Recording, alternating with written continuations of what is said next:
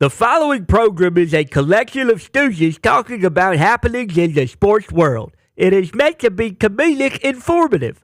The opinions expressed on this show do not necessarily reflect the beliefs of their peers, their boss, or ESPN. There may be some cuss words because that's how humans in the real world talk. If you are young, please seek permission before watching any further. Hey! What? Let's go! This show stinks, and the fact that you listen, we are very, very thankful for. Ah! The all-time leading tackler for the Green Bay Packers, You pig! Stop! Damn it! be a friend, tell a friend something nice could change their life. Sport!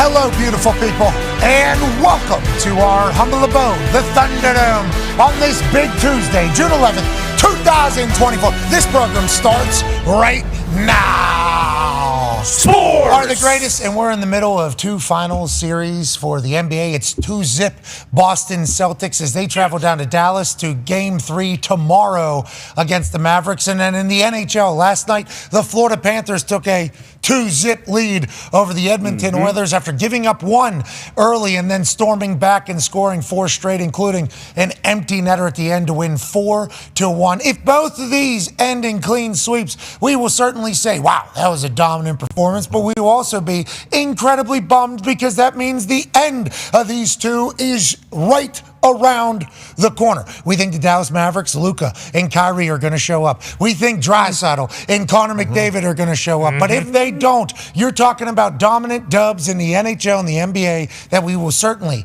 have to celebrate. Today, we have Charania joining us in about 10 minutes or so. I wonder how he's feeling after the whole Dan Hurley to the Lakers thing kind of cucked his JJ Redick to the Los Angeles Lakers thing. That obviously doesn't take place. We have quotes from Dan Hurley. We have a lot to talk about there. Then we'll be joined by Matthew Tkachuk, star for the Florida Panthers, a man who's turned around an entire franchise on alone, obviously with a bunch of different people, fresh off a big win. It's getting physical down there. Oh, yeah. What are his thoughts on closing this thing out in Edmonton? It's going to be a tough barn up there. Very. Can't wait to chit-chat with him. And then in the second hour, Mark Kaboly from The Athletic will join us to chit-chat about Mike Tomlin signing an extension for the Pittsburgh Steelers, and also a little NFL convo because there's some OTA starting, some mandatory minicamp starting, and there's some people missing. There's some inexcused absences being announced by head coaches. Robert Saleh said Hassan Reddick's not here. He's good, though. He's inexcused. Yeah, he's inexcused. Is he the only one missing from Jets' mandatory minicamp? No, Aaron Rodgers also inexcused absence, he says. We'll chit-chat about that. What does A.J. Hawk know? Well, hour two, we shall find out. The Talks Table's here at Boss and Connor, at Ty Schmidt. Con Man, I see your hat. Obviously, you're feeling the vibes because the Celtics are up 2-0, and people are saying Drake Maye is the guy. I mean, people are saying it, but we can all see it with our own eyes, gentlemen. I mean, he threw a dodgeball 200 miles per hour today at a middle school, and yeah, he rang up David Andrews. I'm kind of worried he might have blown out his knee because of how hard he threw that dodgeball, but vibes are very good in New England. Obviously, now is the time where I should be wearing Patriots gear because there is that possible chance that we come around October and that if I wear Patriots gear, then, you know, you're repping a team that's not going to be good. But it feels as though they might be, honestly. And look at that bullet from that guy. He also did a standing dunk effortlessly. Athlete. Off the vert? Yeah, I mean, they're saying he's killing it in 7-on-7. He's killing it at practice. Obviously, team building event dodgeball. He's going for heads. He's Drake Maye might be the guy out of this draft class, but there's a chance any of them could be. What do you do in the spring? Does not matter for when fall comes. Can he read a defense? Can he break down a defense? Can he make the easy ones? Is his footwork good enough? Well, from everything we've been told by Clyde Christensen and people around him, even his obnoxious drunk uncle, this guy will go to work. This guy will do everything he needs to do to be a professional athlete. Comes from a family of competition and athleticism, and it's seemingly working out up here in New England. Congrats. You guys haven't won enough. No, we haven't. I mean, Celtics up 2-0 in the NBA Finals. Yeah, but now maybe you find the guy for the next 15 years. He's already taken photos with Tom Brady, and people are saying, wow, it looks like Tom Brady's kid. Wait a minute. And now, Drake May's dad, good man, uncle, piece of trash, but I do Sure. I do like everything that Drake May's doing, and I assume you can't wait to be loud and obnoxious about this North Carolina Tar Heel through and through being the next one in the NFL. Yeah. It is a prospect that I didn't really have going into this offseason that he would be possibly the starter day one, but everything you're hearing is just up until No. He needs a year or two. Remember? Exactly. Right. He's Yep. got a lot to work on. He's got too much to work on, they were saying. But, hey, every day is getting better. And allegedly yesterday was like the staple. Okay, this guy might have figured it out. Let's see if he can continue to roll. And we were talking about it. The clips out of camp when they do go full pads against, 11 on 11 against that first team defense, it's not going to be good. Like the Patriots defense is still a very, very good defense. Yeah, we were chit-chatting yesterday off air that the first couple weeks of training camp, we need not judge Drake May off what takes place because that defense is a pummeling defense. Legit. And that can show up early in training camp and everybody loses hope in the offense. Oh, this quarterback's crap. These wide receivers can't get open. What about the running back? Is the offensive line worth a single damn? Those are the conversations the first couple weeks of training camp. And it's like, well, wait a second. Maybe on the other side of the ball. Yeah. See ball, get ball. They are a little bit more advanced than the offense is. So it's going to be hard to reserve judgment. But with everything coming out of these now, they're in shorts. They don't really have anything. Not a lot of pressure. No one's covering anybody. And that's why OTAs and mandatory minicamp judgment is awesome. But it's like all signs are that Drake May is the perfect candidate for the New England Patriots under a new owner, or not new ownership, new general manager, new head coach.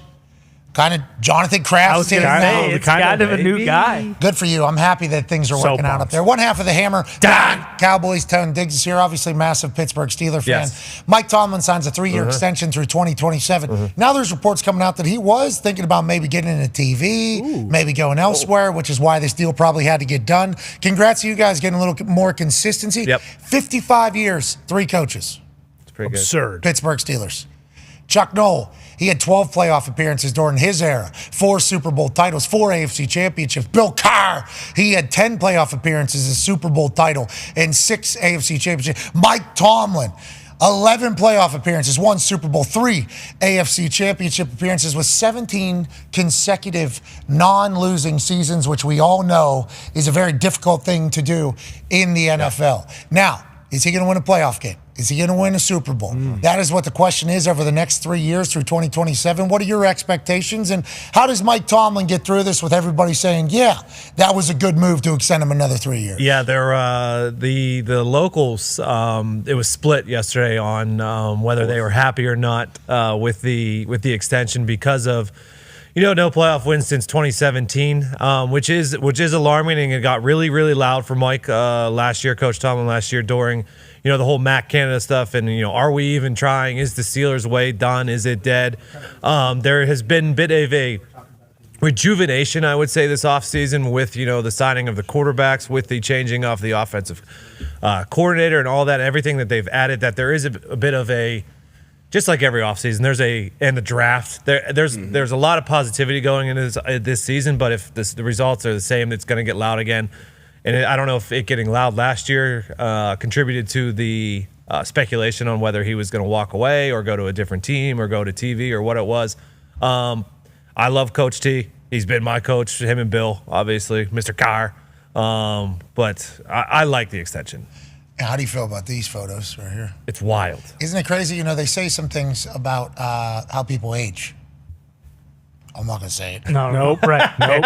But cameras, we're talking cameras age, Yep. wonderfully. Sure. Look at the technology. Say a guy on the left aged more. That guy on the left looks like he may be aged somehow 40 years. And Tomlin somehow got younger there after shaving the head and does the entire. I liked it at the beginning. We're shirt, tie. Okay, we're going to lock this thing up. We're a young head coach. Yep. Nobody really knew how the hell he got the gig in Pittsburgh whenever he was signed from the Minnesota Vikings defensive secondary, I think, whenever he got the head coaching job. And in Pittsburgh, obviously that's a massive chair. There had only been 2 coaches in the last, 40 years before that. So who's the next head coach? Who's it going to be? And then Mike Tomlin gets hired, and a lot of people in Pittsburgh go, who? We signed some.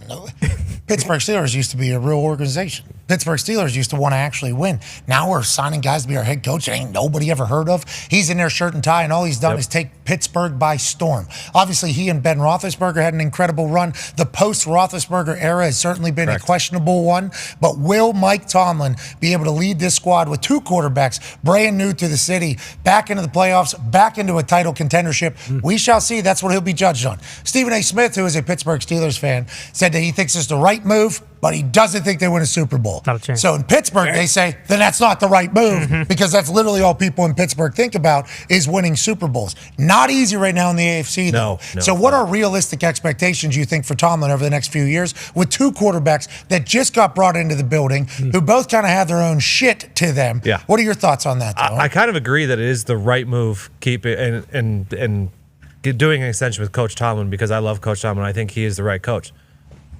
Super Bowl is always the want, always the expectation. But when you just brought in Russell Wilson and Justin Fields, who I don't know if they're Super Bowl winning quarterbacks. Whoa! Russell's already won one. Yeah, what are you talking about? Is Mike Tomlin a Super Bowl winning coach? Yes. Does he have Super Bowl winning quarterbacks? I don't know. Yet Russ won those Super Bowls a long time ago. When Mike won his Super Bowl.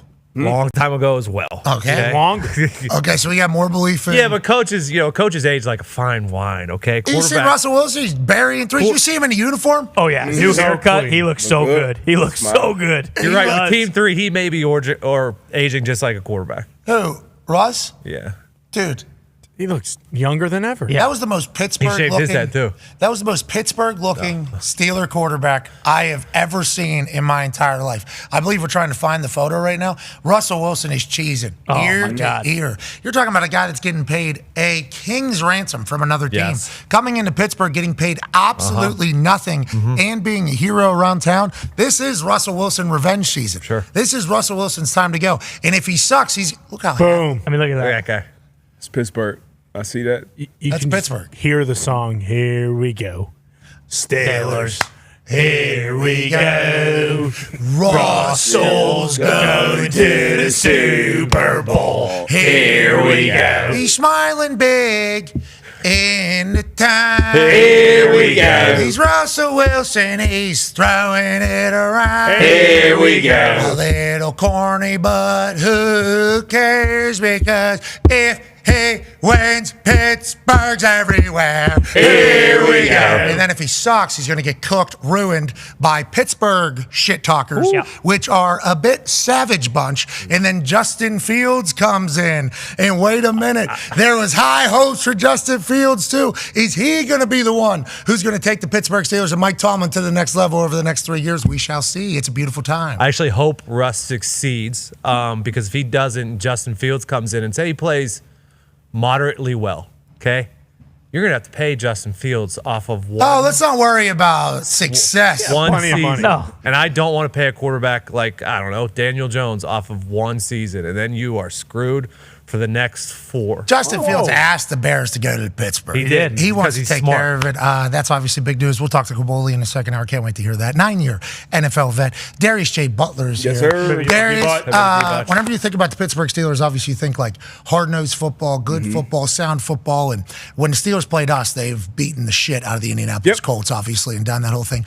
Have they lost their luster, though? Have the Pittsburgh Steelers become a team that nobody really expects to be a Super Bowl winner? And is that problematic? And how do you get back to that? To answer that question honestly, I would say yes. Currently, you don't. When you think Steelers, you don't think Super Bowl. You think like you don't 8, 9 elite, you don't- wins? Exactly. You think average. No losing You season. think average. yeah, No, yeah. you think average. Shut up. Playoff berth, maybe. And something you didn't say when I always thought of Steelers is defense. Like that's the first thing. Physical defense. You know it's going to be a tough out when you go there or they come to your house. So obviously got to get some things going. But you got 2 options at quarterback. Some people always say you got 2 quarterbacks. You got none. And Fields, if he does have a good year, he has shown some promise early on. And if I was a Steelers fan, that would be the guy I would want to get in there and just go, full steam ahead and see his prime in a Steelers uniform. But hey, you do have a Super Bowl winning quarterback in Russ. He is in pole position right now.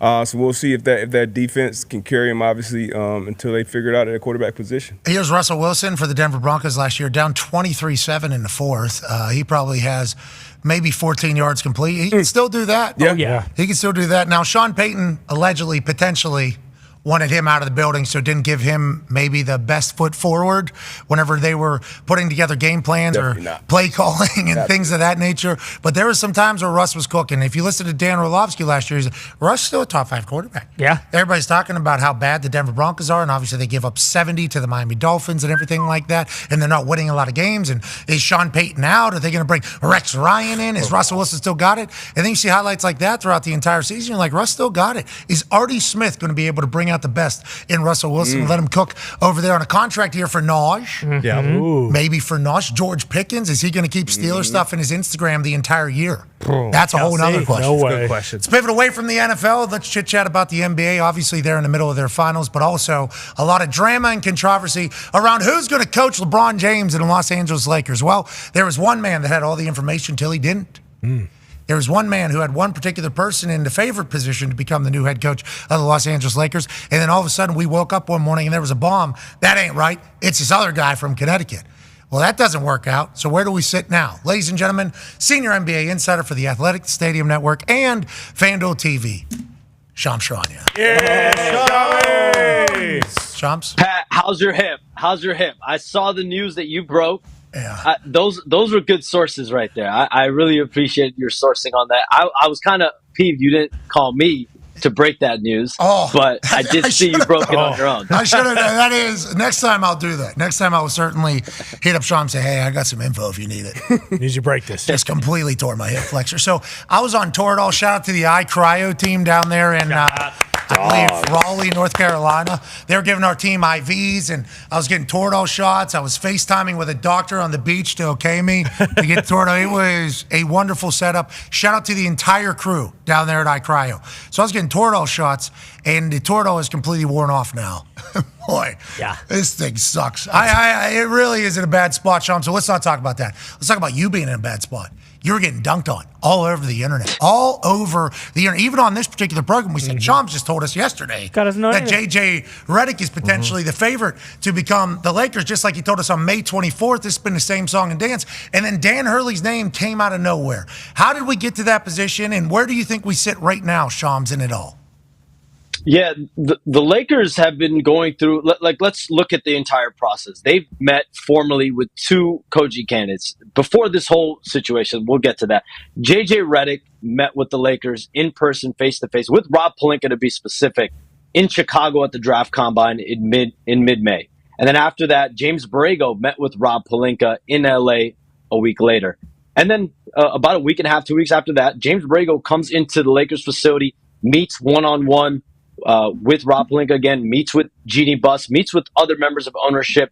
And so he has a more formal in-person meeting with everyone. And really around the league, around different stakeholders with the Lakers, it had been apparent that JJ Redick was separating himself as one of the front runners. But obviously he is part of the NBA Finals coverage right now. And the feeling was that at some point after the finals, these sides would reconvene and actually do something to bring him out to LA and do a more formal meeting. And so last week, really around Wednesday of last week, the Lakers turned their attention to Dan Hurley. And he was not mentioned from the start of this search as far as going after, this is someone that's coming off two national championships, back-to-back championships, trying to go for the John Wooden three-peat. Obviously, John Wooden did more than just three-peat. Dan Hurley is building something special at UConn, and he was in the midst of contract extension negotiations after Memorial Day. They've been going back and forth, and the Lakers, for some reason, somehow felt like there was an opening with Dan Hurley. And around the league, what is now being termed to me is like really a Hail Mary offer to Dan Hurley. They come in $6 million or 6 years, $70 million. So he was around $5-6 million at UConn. They're bumping that up 2 times, around $12 million per year. Mm-hmm. But Dan Hurley clearly did not want to really leave UConn, and he chose to stay at the end of the day. And he's taking $20 million less to stay at UConn, continue to build what he's building, and he's already going to go down as one of the best college coaches of all time.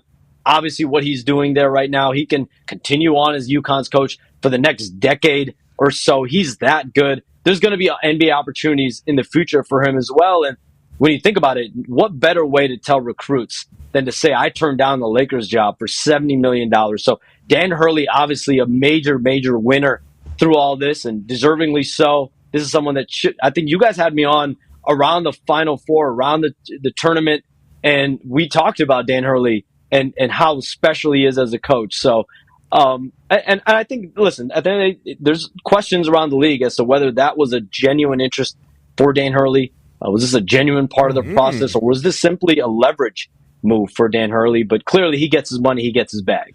Okay, so he's turning down about $20 million over the next 6 years with this deal with UConn. We all assume UConn's going to give him more money and they're going to figure that whole thing out. I think I heard this morning that the governor of Connecticut came out and said that they're going to pay him as much as they can possibly pay him to keep him there. And to recruits, you're 100% right. There's nothing in this world of people being non-committal to everything. Players, coaches, we can do this. Being able to say, you saw what happened with LA, I think it's special here. We could stick here, and then the machine just keeps going. Yeah. Congrats to you, UConn folks. Unreal. You guys are seemingly going to be able to talk shit or whatever. Okay, go ahead. His deal, Pat, it's going to be 6 years, over $50 million for Dan Hurley to go back to UConn. That is what they're discussing. That's what they've been working to finalize. There was really two offers on the table for him. It was that 6 years, 70 with the Lakers, or 6 years, over $50 million to go back. And he is taking less annually per year. He's taking less, obviously, in the entire grand scheme of the deal. But listen, it's lifestyle. He's always been an East Coast guy. He's someone that really believes deeply in what they've built at UConn, what they're continuing to build at UConn. This is a team that, again, will have a chance to win a championship this season. So for Dan Hurley, it was the win to be involved. He spent one day with the Lakers. This is someone who really emerged last week as part of the process, and they finally met with him, made him this Hail Mary offer, and he ends up staying at UConn. And where do the Lakers go from here? They are going right back to their targets that they've always had from the beginning. Okay, Shams, hold on, Shams, hold on 1 second. Okay, so everybody's saying that Dan Hurley's going to wait for like the Knicks job to open up. That's like was the immediate conversation. You're saying you don't think that's the case right there with your facial expression. Well, Tom Thibodeau, I don't know about the immediate future. Yeah, but like 5-10 years or whatever. They're saying like he will wait on that while building up UConn. Who knows what happens next year? Very possible. Yeah. I mean, very possible over the next 10 years does Dan Hurley make a move to the NBA for sure. Okay, so we'll keep that, put it on the ticker. Yep. Very possible over the next decade that Dan Hurley potentially makes the move. So you said it was a Hail Mary offer, but then I'm hearing a lot of people on the internet saying this is like egg on the face for the Lakers because they make a cheap offer to Dan Hurley. I know in comparison to what he's getting from UConn, but they could have made an offer that was like too good to ever turn down and got him as their head coach, and then this entire song and dance doesn't continue to go. Now you got a guy turning down LeBron James, the Los Angeles Lakers, and the NBA very publicly, and people are wondering how and why. Was it because of the money? Do you think if they offer something bigger, Dan Hurley says yes? And now I'm hearing JJ Redick is like, wait a second. So now, how's this? Is that real? Do you think there's a chance JJ Redick is feeling a certain type of way now that he is clearly at least the second option for the Los Angeles Lakers, even though they've had to wait it out because he's calling games? And you just said they're going back to the main targets. That is JJ Redick, is it not? JJ Redick, for sure, has been among them. James Borrego also. I heard he's going to the Cavs. I heard he's going to the Cavs. He's interviewing for the Cavs. He's going to be one of the finalists for the Cavs. I think their process is playing out this week with in-person interviews. I think next week there should be more clarity on where their search goes. So, listen, if the Lakers want to go hire James Borrego, they've had a month to hire James Borrego. They've had a week, this week after losing out on Dan Hurley, I guess. They've had this time to go get James Borrego. What are you? I guess, Sean. So, what was that? Saying, Sean? I think when you look at everything, Pat, you look at the offer that the Lakers made, it would have made him the sixth highest paid coach in the league. When you think about the highest paid coaches, Steve Kerr, Greg Popovich, Eric Spoelstra, Ty Lue, Monty Williams, he's right there in that class. He hasn't coached an NBA game, and he hasn't won a championship.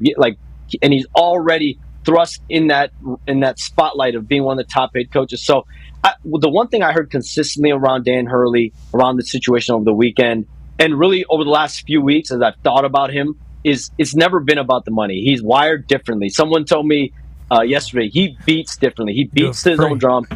He's just different. And you see him as a coach, how passionate he is. And there were for sure questions on how he would translate at the next level. We saw there have been coaches. Brad Stevens, I think, came in smoothly. Billy Donovan figured it out. But there have been other coaches making that jump that it just did not, the leap wasn't made as cleanly. And John Beilein a few years ago with the Cavaliers, that didn't go well. So I think there definitely were questions. But listen, it's a risk, I guess, that you're willing to take. But for Dan Hurley, it was never about the money. If the Lakers offered $10 million more, $15 million more, $70 million for 6 years for Dan Hurley would have made him the sixth highest paid coach. That is a significant offer to me, so too. to a lot of people around the league. Got it. We just see NBA contracts, and we see like some dude we'd never heard of who's fourth guy off the bench getting $200 million. Yeah. So whenever we hear this conversation, we get a little bit confused. Let's get back to J.J. Redick now. So now J.J. knows 6 years, $70 million is what they were willing to pay for a head coach at the Lakers organization. Does this change negotiation? Is J.J. pissed that he's now second fiddle to Dan Hurley and everybody on earth knows that he wasn't their first option? How do you think this all works out with J.J. and the Lakers, if it is still J.J. and the Lakers? Yeah, that's the thing. I don't think anyone really knows where the Lakers go from here in totality, because you see how this process has not been a straight line. But I would say only he can answer that question, though. How do you feel about really any coach that's going to get this job now? It's this cloud that even though it was an attempt at the last second, it was a Hail Mary throw. It really, to me, only the candidates themselves can ask that. But listen, this is the Lakers' job. This is still a big-time job, clearly with LeBron James, with Anthony Davis. Any coach would walk to this situation if they offer the job to either of those two targets, J.J. Redick, James Borrego. I don't think there would be a lack of interest, but really how peeved, how upset, only they can answer that. Yeah, and it's a head coaching job, man. The back-to-back national championship. The head coaching job in the NBA. Yeah, the back-to-back national championship head coach is going to get an opportunity if he wants it. You know, it works. That is how it works. JJ knows the game. How many head coaches Lakers paying right now? 2? Vogel, for sure, right? Ham. Still paying him. Darvin Ham, they're paying. They just tried to pay Dan. I assume they'll pay for something. His travel, and they put him up in a hotel. Are they going to have a coach? Pat, you got to put your name in.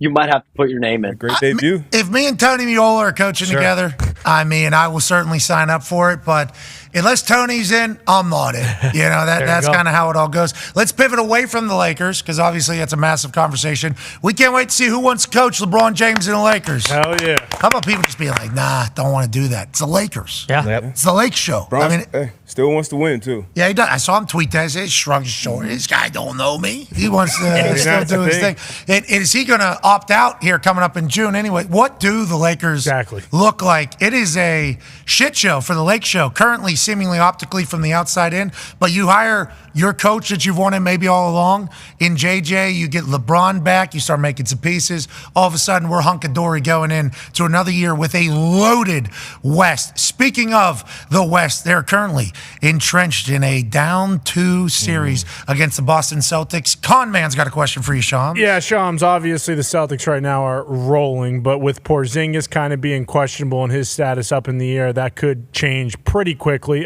Saw photos of him traveling, no brace, no sleeve on his calf. What's the status with his injuries? And then also Luka. Luka basically looks like 18-year Big Ben before every single basketball game with all the tape and ice he has on. What's his status? Is that just kind of standard Luka Doncic football, or what's going on there? Yeah, Luka's going to play through everything. I don't see any scenario where Luka Doncic is sitting games. He's dealing with a knee sprain. He's dealing with an ankle soreness, ankle sprain injury that he had early in the year. And now he's dealing with this chest sternum issue. I don't think he's going to be missing time, but clearly he's playing through a bunch of stuff. But a lot of guys are, right? You see Kristaps Porzingis, he came back from a calf strain, a non-contact calf strain. He comes back after 5.5 weeks, really, really high-level play in game 1. And then he looked like he re-aggravated it, but then he wasn't that concerned after the game. Joe Mazzulla wasn't that concerned.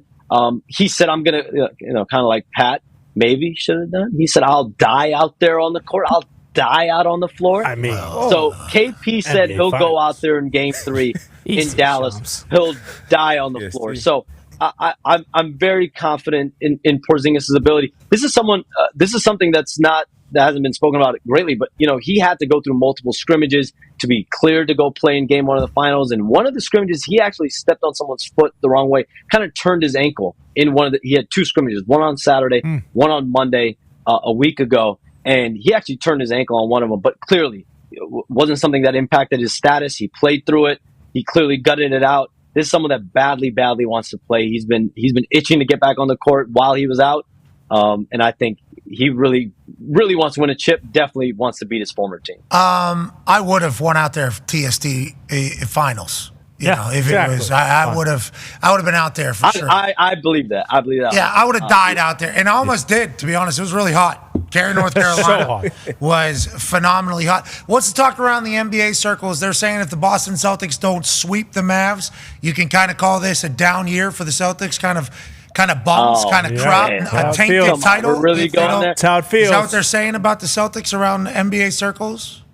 An NBA championship win is an NBA championship win, whether it's in 4 games, 5 games, or 6 games. Going into the series, you would think goes somewhere in the 6-game range because of how well Dallas played. Dallas had to get through so many high-level teams in the Western Conference. You think that they're primed and battle-tested. But Boston, I mean, it really does feel like their year a lot of the times. Maybe Boston had to go through a lot of really good teams too. No. But it just didn't look like that. They actually didn't have to play any rounds except for the finals. So this is the first round for them. Yeah, so maybe the reason why the teams didn't look good is because the Boston Celtics are so good. There's a chance. I agree. Well, that doesn't sound like it. Pacers look good.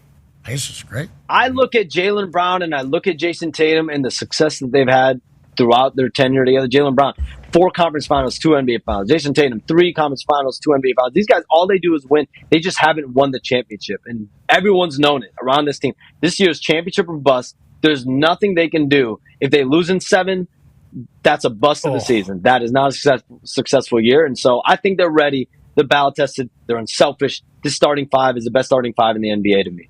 Joe Mazzulla said to the boys, the closer you get to the goal, the more comfortable you can get. He said, we can't do that. We got to keep going. Joe Mazzulla is really calling all the right shots here. Yeah, it's kind of like what Spoelstra was like whenever he was with that Miami Heat team back in the day. You know, kind of underrated, not really talked about as much. Now he's one of the top coaches in the NBA with 5-6 different teams changes since the Heatles were down there in Miami. Feels like Joe Mazzulla is setting up for another 20 years of being an NBA coach. Will this be his first title? We shall see. Let's talk about Spo and the Miami Heat right here. Last question coming to you from D. Butch. Staying there in Miami, obviously big Heat fan here. Interested to know, have you heard anything about Jimmy Butler's next move? New haircut. Yeah, it's awesome. Not a huge fan of the new What? move. What? I will say that. So cool. Also saw him in some purple and gold out there in LA at his favorite player's game. But just interested in Nah, that wasn't a Laker game. That was No. Brink. Sparks. That was Cameron Brink. Okay, sure. But any news on Jimmy Butler's next move? Well, Jimmy Butler spends a lot of his downtime in the offseason in San Diego. So that's a quick flight to LA, make it to that game. And Cameron Brink, star for the Los Angeles Sparks, have to give her a lot of credit. She's done great for herself as well. She's one of the best young players in the WNBA.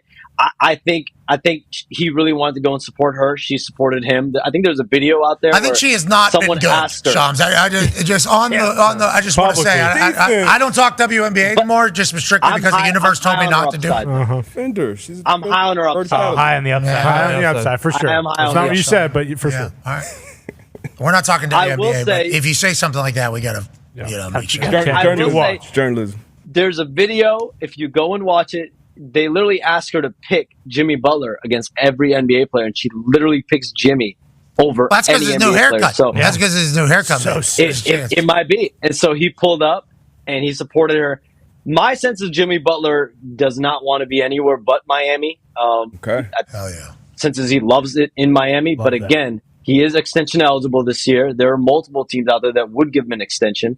And I think this is something that we'll see play out over the next month or so. The Heat don't want to trade him. He wants an extension. Okay. Will they give him an extension? That's the question. All right, Shams, we appreciate the hell out of you, brother. We can't wait to keep up with the Lakers coaching search and everything else happening around the Shams Charania world. Keep going in there. I know you woke up and were sick, though, whenever that Dan Hurley thing dropped. Hey, were you? Were you sick? I mean, today was a good day. You know, today you look outside.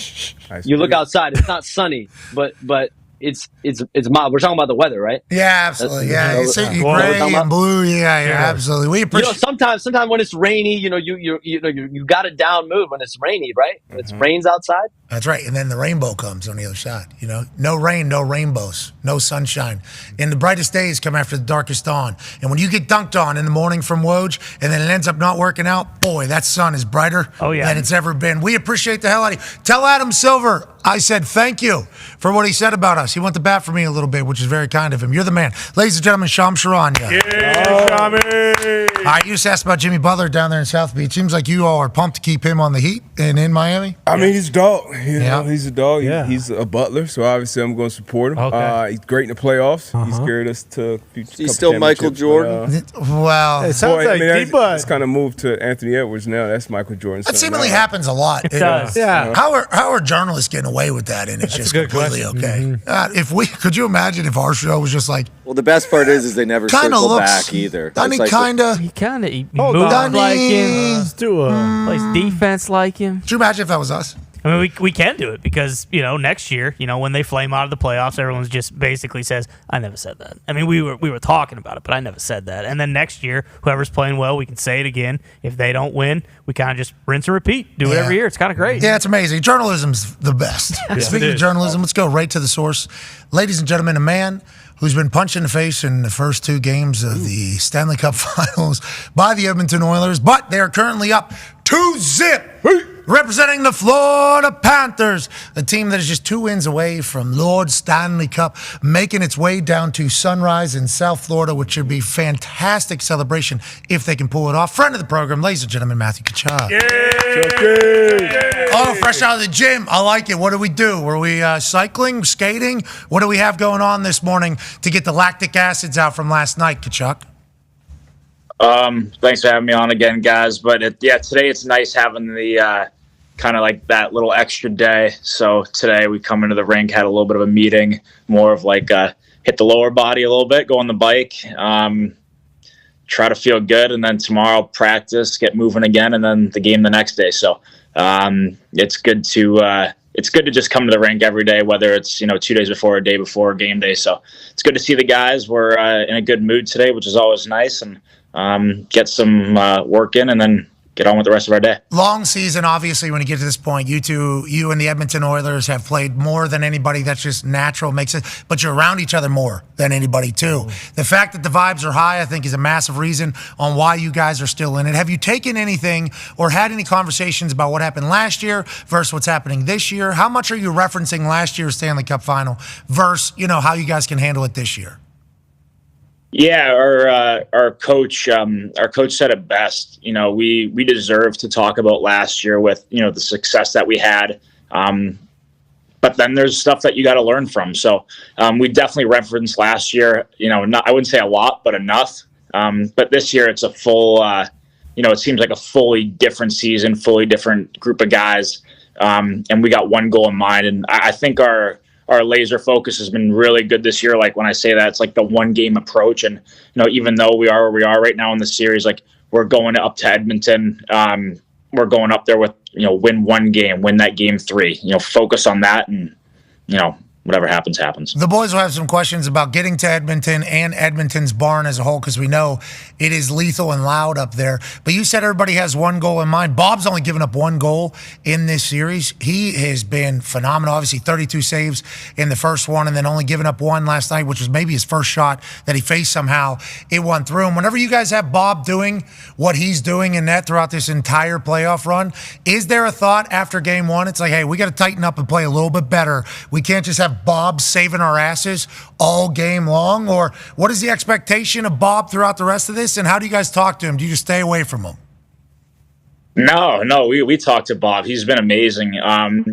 He's just a great human being and so fun to be around the rink. His work ethic is off the charts, unbelievable. And he's our backbone. He was so good for us in game one, and we didn't like our game too much in front of him. We picked it up in the third period, and I really felt that third period kind of bled into game 2 for us. And last night, I thought we were strong from start to finish, including Bob. The one goal that Bob let up was his first shot, and it was a 2-on-1. Like, that's not how you draw it up. for us. I'm sure he wasn't too happy about that, but we really tightened it up in game 2 compared to game 1, and we really liked our game.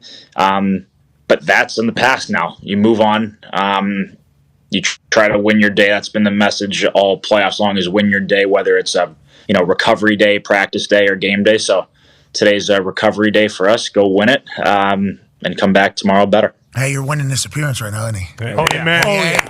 Let's finish this off. Let's have a good appearance on the program here. Let's win this thing. Last night in the first game as well, saw you get punched in the face by Evander Kane. McDavid got you last night. There was a couple hits, that the Edmonton Oilers had on your Florida Panthers team. And I think we all kind of have a conversation right there, right in the mouth from Connor McDavid, which I know you love. That is something that you enjoy and hockey fans absolutely love. But you guys are known as like a physical team, fast team, obviously, not scared to mix it up. There was a little bit of a run last night, too. Somebody kicked a boot. Right here, short left sides. Boom! Ooh. Vogel with a leg kick to the leg. There was a 5-minute penalty enforced on that particular one. Then later, there's a potential right with a stick to the mouth here in the lower right corner. Dirtbags. Boom, he's down. Hold on, they'll show a replay here in a matter of like 15 seconds after a scrum takes place where there's another shot. That's Barkov down, who's obviously leader of the squad. Whenever a team is doing something like this, how do you guys address it? How do you talk about it? And do you expect it because of the style in which you guys play? Other teams know that they have to show up and kind of match the physicality. Well, I think we're... for us, we are a fast team. We're a physical team. We protect each other, but it's all whistle to whistle. We really don't want to get involved in anything after the whistle with these guys or really with anybody.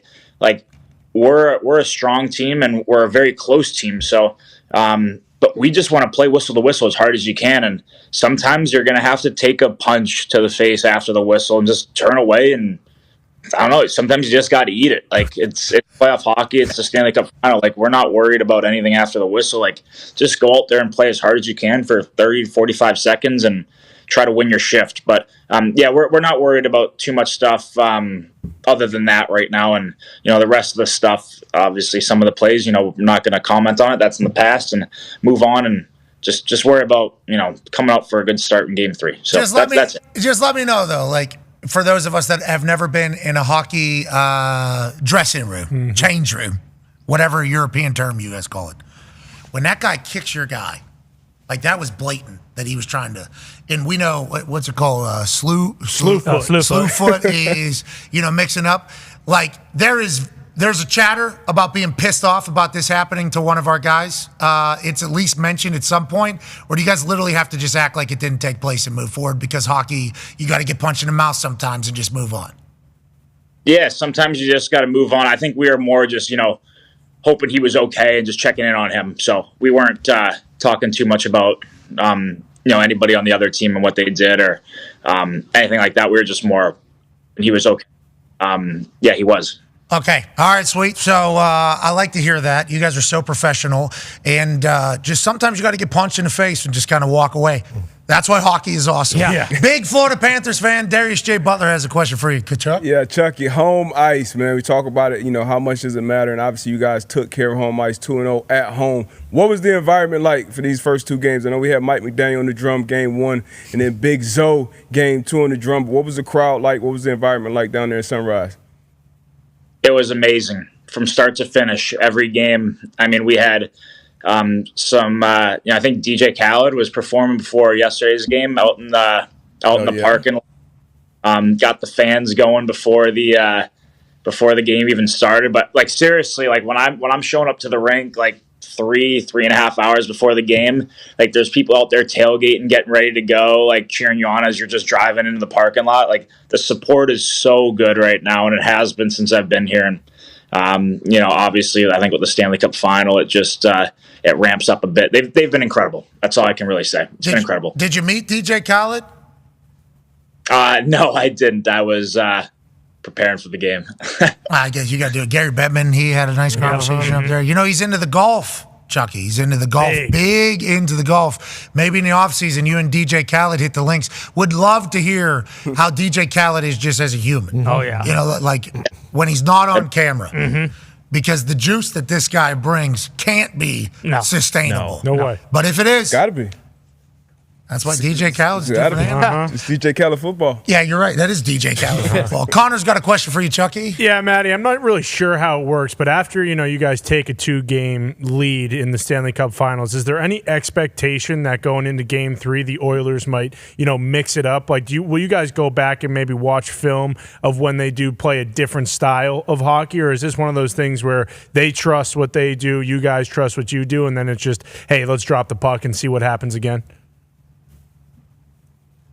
I know this just might sound like a really, simple take, but like we're going in there to win that game. Like just go and win the 1-game mindset. I'm sure they're thinking the same thing, but we're really not, overthinking or thinking they're going to do something different. I mean, they're there for a reason. We're here for a reason, and we really just have to. It's such a cliche. We have to play our game, and we have to play it from the start. And we've been a good team as games go on, and I felt in the third period it really showed last game and in Game 1. So I'm hoping we can come out to just a good start and just keep that rolling for the whole game. But we're going up to Edmonton. It's going to be a great environment to play in. On the road, it's fun playing on the road because it just feels like it's U20 guys versus everybody. So that's a really cool way to approach the game. And we're a very close team, and we're gonna, take that challenge, head on. So we're excited for it, and just going up to Edmonton to win that Game 3. Bunker mentality. It's us 20 versus the entire city of Edmonton, which I've seen that barn now a few times. It is awesome. Gets going. Hey, the way they celebrate and the way they get going is fantastic. You got people taking clothes off. Hey, keep your eye on the puck. Okay, don't be losing Eyes down. Eyes on the ice and on the puck up there in Edmonton. They got distractors all the way up in the top level. You need to know that. Speaking of Edmonton, they do got a lot of oil cans up there. True. They are the Oilers up there. Not all real. That is out. Keep your eyes on the puck, Chuck. Last question here about Edmonton. Tone has a question for you. Yeah, Matthew, I think the flight time to Edmonton is basically like if you were flying to Spain from Florida too. So I don't know have you done that flight yet this year? And what's the agenda? Do you have movies? Are you going to try to sleep the whole time? What do you do on a flight that long with the boys? Oh, Russell Wilson. Maybe do high knees on the plane. Stay loose. Like Russ did whenever they went over to London. Maybe that type of stuff. Yeah, I won't be doing high knees on the plane. I'll be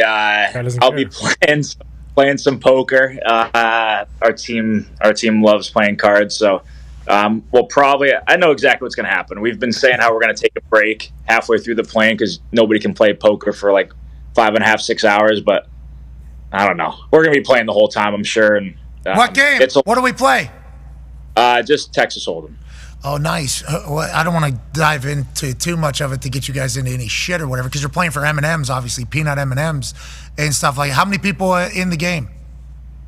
It varies, but I think with a long plane ride, maybe like 6 or 7. I don't know. It's hard because there's 2 people that play that aren't at the table, so you're kind of like reaching over. It's I don't know.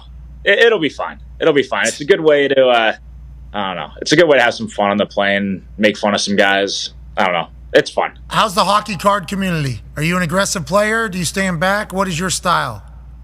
No, I kind of I'm sitting at the I'm not sitting at the table, so I like only play the hands where I've got a good hand where. That's smart to say publicly here. That's a smart play. I'll be bluffing my first hand now. Yeah, absolutely. Got to make a play. Those playing card games are interesting because people's cards are pretty.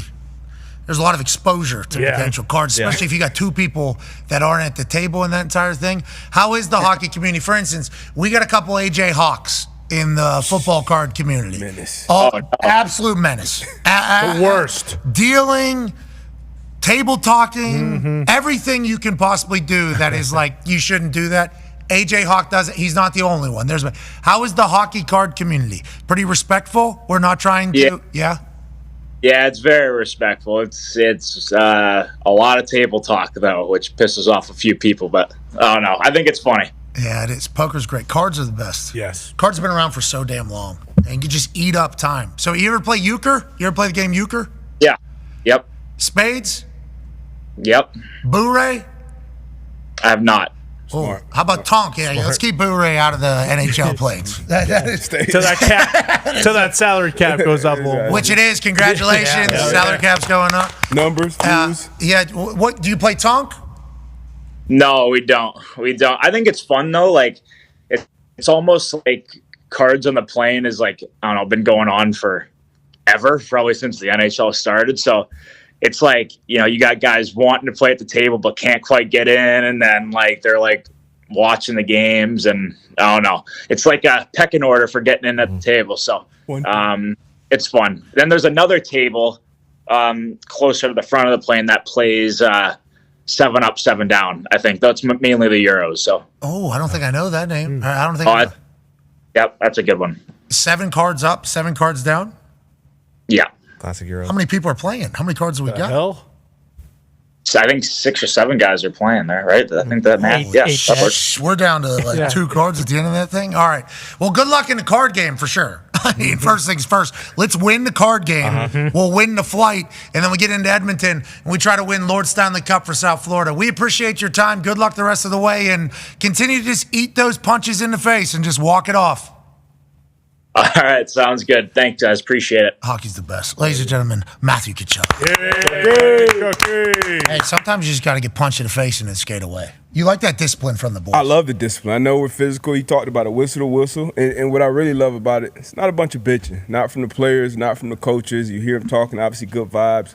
Good continuity in that locker room. So I love it, man. I love everything about this Panther squad. I enjoy watching them play because they're a tough bunch. You think South Florida, and I've said this before, you don't think like, oh, it's a tough team. Just naturally, you think South Florida, you think, oh, you got the palm trees, you got the beach on the off days. Got to have a lot of speed, a lot of electricity. Like Miami Dolphins, you think of, hey, we're high flying. Elbow room. It's like, no, exactly. You think of the elbow room instead.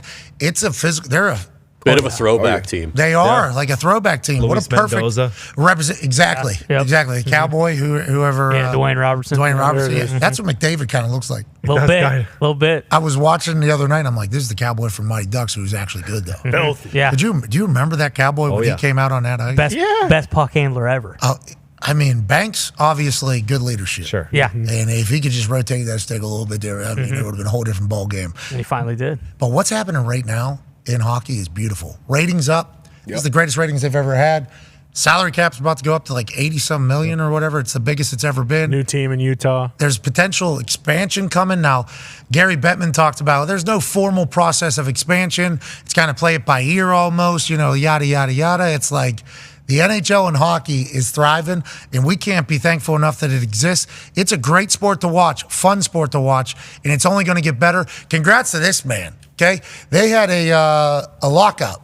Yeah. How many years ago was the lockout? 2004. 2004 was the lockout, okay? In the middle of that was whenever we were juniors in high school, so we do remember when it took place. I was a junior in high school. Nick was a senior in high school at that time. But it was like hockey's dead. The NHL is dead. You can't do this. Fans aren't going to come back. This is not the way to treat your players. This is not the way to treat the fans. This is not the way to treat the sport. Gary Bettman was commissioner still at that time. They were calling for his demise and the league's demise. And then all of a sudden, as soon as the lockout ends, they got new salary cap structure, so teams are playing on an even playing field. The sport had changed a little bit. They changed the rules, so the sport got a little bit more electrifying. The teams got better. The parity got better, and it's like, wait a minute, here we are in 2024, and the NHL is thriving more than it ever has. And if you go 20 years ago, everybody thought it was just going to be completely dead. They have to be taking a victory lap at NHL offices every single morning, but I know they know the work isn't done yet. The NHL upping its salary cap to $88 million, going to be able to pay more players, going to be able to have higher salaries, going to be able to do all that. But what that is indicative of is the league making more money. So congrats to hockey being in a great place, Nick. That's really what it feels like here in 2024. That was a great trip down memory lane there, and one of the big key factors in that was when the NHL came back from that lockout, they were no longer on ESPN.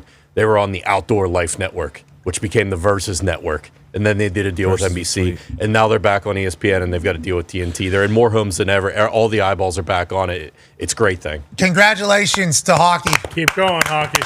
And I'm pumped it's on ESPN because we're able to run highlights. Yeah. And that's great because the NHL had been very tight with their highlights in the past. Now they're kind of expanding on all horizons. Good for hockey.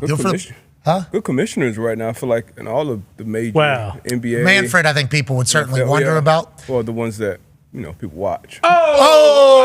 Swing! Look out! Bettman, he came on our show, was awesome. Mm-hmm. He was incredibly cool. But you start looking at what he's been able to do with that league, and now obviously it's not just him. There's a lot of people that do it, and he would say that immediately. But yeah, the build, the negotiation rights that just took place 2 years ago, getting them back in front of more eyes, and it's all working out. It's congrats to the NHL folks. Congrats to the NHL folks. Incredibly happy for them. We got a lot of NFL stuff happening around the league as everybody is at these mandatory minicamps, or is everybody there? Uh-oh. Not everybody. Not everybody. Wait, are there people missing? Oh, yeah. There's some unexcused absences. Really? Big names. Here's Robert Saleh, head coach of the New York Jets, talking about theirs. Is Hassan Redick attending minicamp? No, so we've got 2 inexcused absences. One obviously being Hassan. Spoke to him over the weekend. Appreciate the dialogue. He's in a really good place mentally, working his tail off like we already know, and but he's choosing to sit out this one inexcused. The second one is Aaron. It is unexcused. Aaron and I spoke before OTA started. He's been very good in communication. He's been here the entire time. It's inexcused, but he had an event that was very important to him, which he communicated. Both are inexcused. Both inexcused. Yes. So are they getting fined? They're both subject to the CBA fine schedule. I thought journalists were supposed to be smart. That guy echoed the inexcused. Something can be inexcusable, but you are certainly unexcused if you are absent from something, and they're saying you shouldn't be. Fascinating. In Aaron's 20th year, he did not miss a single OTA. I don't think he missed a single OTA. And you got the head coach going up. Yeah, it's unexcused. This guy should be here. So now he opens up the fines. Are they going to fine Aaron Rodgers? The internet is having a field day with the event. What's the event? I saw him in some TPs in some places. I saw some paint and all that. My only take on this entire thing is now you're asking for a whole bingo. Exactly. Just lie. Just be like, yeah, he's not here. It's all good. He was here 20. He's 20 years into this thing. Exactly. He was at every single offseason. Because now people are saying hey, he was here yesterday for team pictures, and now he's not here today. What's going on? Okay, something's going on here. It just.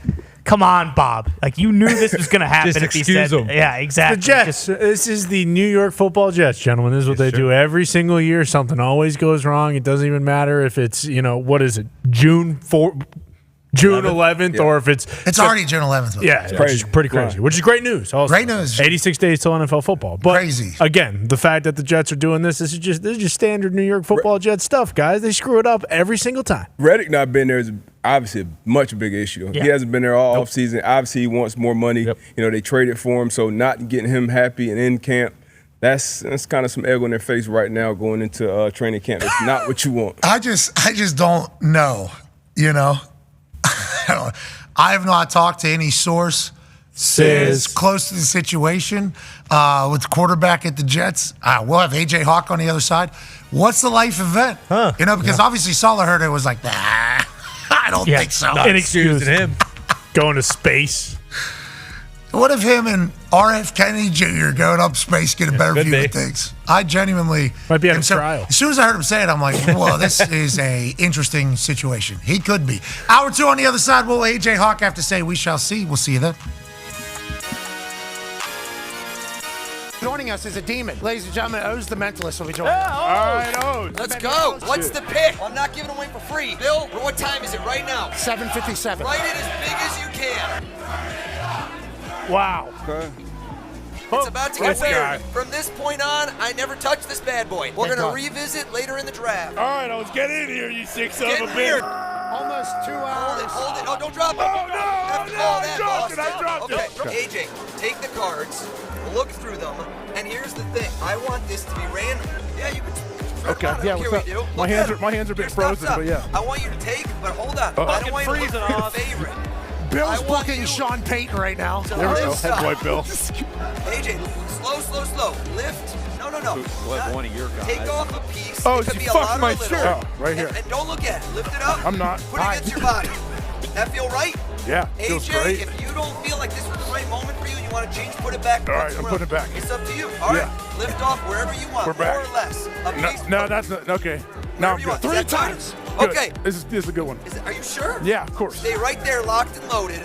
Oh, you fucked up my shirt, That's bro. not- And there is a white piece of paper. Yep. Is that right? That's all that's in there. Take that out. I want you to see this. Look, AJ, open it up. No fucking way. No and way. show us and show AJ what you got. What is that? Show us. 99. Turn around and show us where you're at. You ready? Yep, turn it around. No way. Shut up! This guy! 757, that thing. What? That's been in there since 7:57. Imagine that you somehow know the game of the year next season. Tell us, what are the two teams that you're seeing in this game? Say it. Packers and 49ers. Who do you think's going to win that game? Packers 34, Niners 27. Tell me on your life. Did I tell you to say anything? Did I You say did it, and I swear to God, if you get this right, I'm gonna rip your fucking head off. Tell him the game of the year. Oh my Read God. Read it to him, please. Come on, bro. Read him to him. Packers beat the 49ers 34-27. Remember this screen grab when it happens this season. Open up what's been in there since 7:57. Come on, dude. There's something wrong with you. Open it up. It says Brock Bowers, 13th pick Raiders. Fuck this guy. Oh, fucking way! There's no way! This guy's a witch. Bears, Caleb Williams. 100% we knew it. Commanders, Jaden Daniels. No, don't Patriots, Drake May. Cardinals, Marvin Harrison Jr. Chargers, Joe Walt. Giants, Malik Neighbors. Titans, J.C. Latham. Michael Penix Jr. Roma Dunze. Vikings from Traded Jets. with the Jets. What? J.J. McCarthy, Jets from Vikings. Olu Fashanu, Broncos, Bo Nixon, and the 13th pick. Oh my God! Bowers to the Raiders. I'm so happy I'm not. Beautiful. Taped on his chest since 7:57. Right now it is 9:50. The following program is a collection of stooges talking about happenings in the sports world. It is meant to be comedic informative. The opinions expressed on this show do not necessarily reflect the beliefs of their peers, their boss, or ESPN. There may be some cuss words because that's how humans in the real world talk. If you are young, please seek permission before watching any further. Hey, what? Let's go. This show sticks, and the fact that you listen, we are very, very thankful for. The all-time leading tackler for the Green Bay Packers, UP. Damn it! Be a friend, tell a friend something nice could change their life. Sport! Hello, beautiful people, and welcome back to our humble abode, the Thunderdome, on this big Tuesday, June 11th, 2024. Outro of the program starts right now. Sports! Our awesome sports are the greatest thing on earth, and we're lucky to talk about them every single day. I'm not alone, no, I'm here with the Toxic Table, at Boston Connor and at Ty Schmidt. A little yin-yang wolf on your shirt today, making a moon. That's a beautiful little piece of art there, pal. Thank you very much. I kind of looked at this shirt and thought this is what Otis's brain is probably going through when he's trying to decide what to do with Chad Gable. You know what I mean? Hey, he's been in the middle of it there. Truly, for a while. I'm all in. I mean, we need Otis to turn, brother. You need to get that heavyweight strap. You need to set your sights higher, my friend. Yeah, there's a chance that Otis gets a rocket ship put right on that massive back of his. He is incredibly athletic for how round he is. Yeah, for sure. I don't think people fully understand how round he is until you see him in person.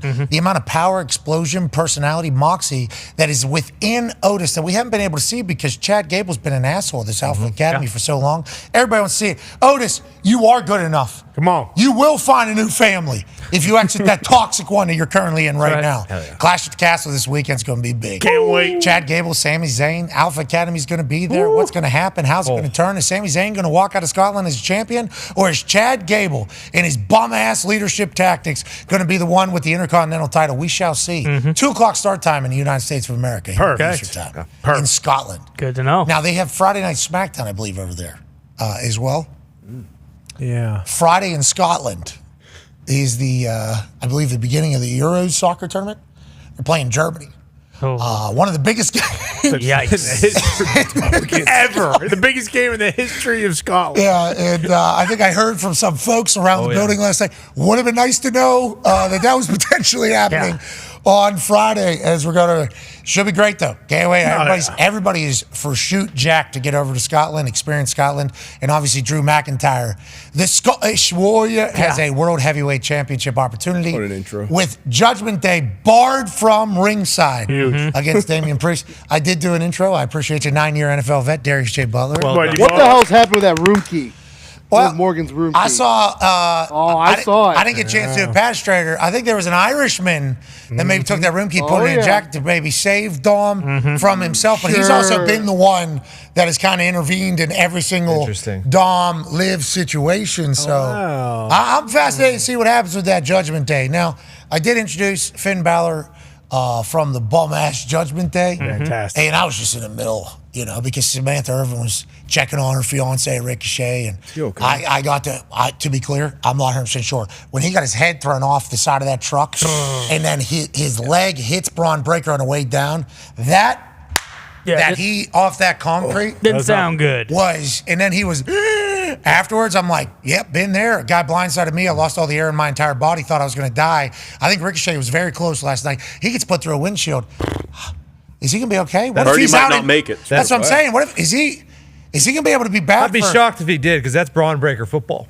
And that's what happens when you come up against the Braun. That's one half of the hammer. Cowboys, Tone Diggs. LeBron. The Braun Breaker. He is football guy. Yeah. And it is written all over. You can see when he turns the corner. You saw it. You did it. He turned two corners here. I'm like, there's J.J. Watt, T.J. Watt, Myles Garrett, Dwight Freeney, Robert Mathis. This guy turned the corner spearing. And then he beat the hell out of Ricochet.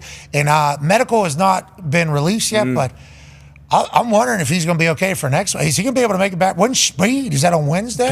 He's supposed to be. I assumed he's dead. I mean, I assumed that's why. Is he dead? That's why Samantha Irvin ran out there. It's like, okay, he's dead. He's done. No, he gave us thumbs up on the way to the ambulance. He did, And those EMTs, it was pretty herky-jerky. If we're worried about his neck. And obviously it was a very intense scene as the ambulance was there and the EMTs were clearing Ricochet off of a broken windshield. And let's go ahead and peel this fucking guy's body off of this car. They didn't stabilize his neck perfectly first before they moved him. And they put him up in there, and and the guy. That's why I worried. Okay, his spinal column is severed. On his way to the hospital, boom, that just lights out. Done. Samantha Irvin had to be thinking the same thing. She was right there. She's like, can't we be a little bit more smooth? Are we worried about his spine? That's why Breaker did it where he did it. He knows Ohio EMTs. You just never know how they're going to handle a neck brace. I mean, they certainly were taking their time, too. Yeah.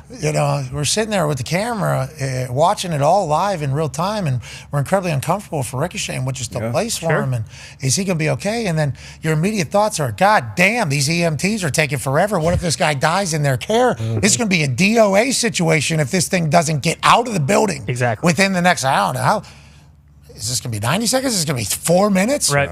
Guy turned, flexed to the camera at one point. He had a good look.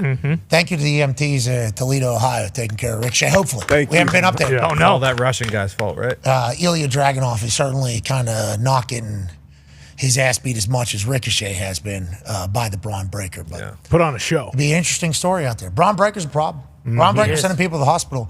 Will we see Ricochet back next week? We shall see. 9-year NFL vet, Darius J. Butler. What were you about to say there? No, that's me and AJ's favorite guy. Explosive. Breaker? No, not Breaker. Breaker, hey, he's right there. Quickly rising. But Ricochet, I mean, seeing him in person, what he does, he's awesome. I'm glad I saw the thumbs up, but let me know when the medical comes through. Yeah, we'll let you know. Because if he's back next week, that'll be one of the most impressive feats in the history of modern humans. Joining us now is a man who will certainly have some inside information on a situation that is going to brew. And it is going to brew loudly. Yeah. What's going on with the New York Jets? Joining us from Attica, Ohio, college football national champion, a Super Bowl champion, a Ryder Cup winner. Ladies and gentlemen, AJ Hawk. AJ, good to see you. I don't know if you saw Ricochet. He was taken out in Toledo. Will you please thank the fine Ohioans that took care of him last night? Hopefully, we haven't heard any updates. Yeah, they don't treat you with kid gloves in Ohio, I guess, when they're taking you off after you possibly died, doing some of your unbelievable acrobatics. But hey, we know Ricochet will be back very soon.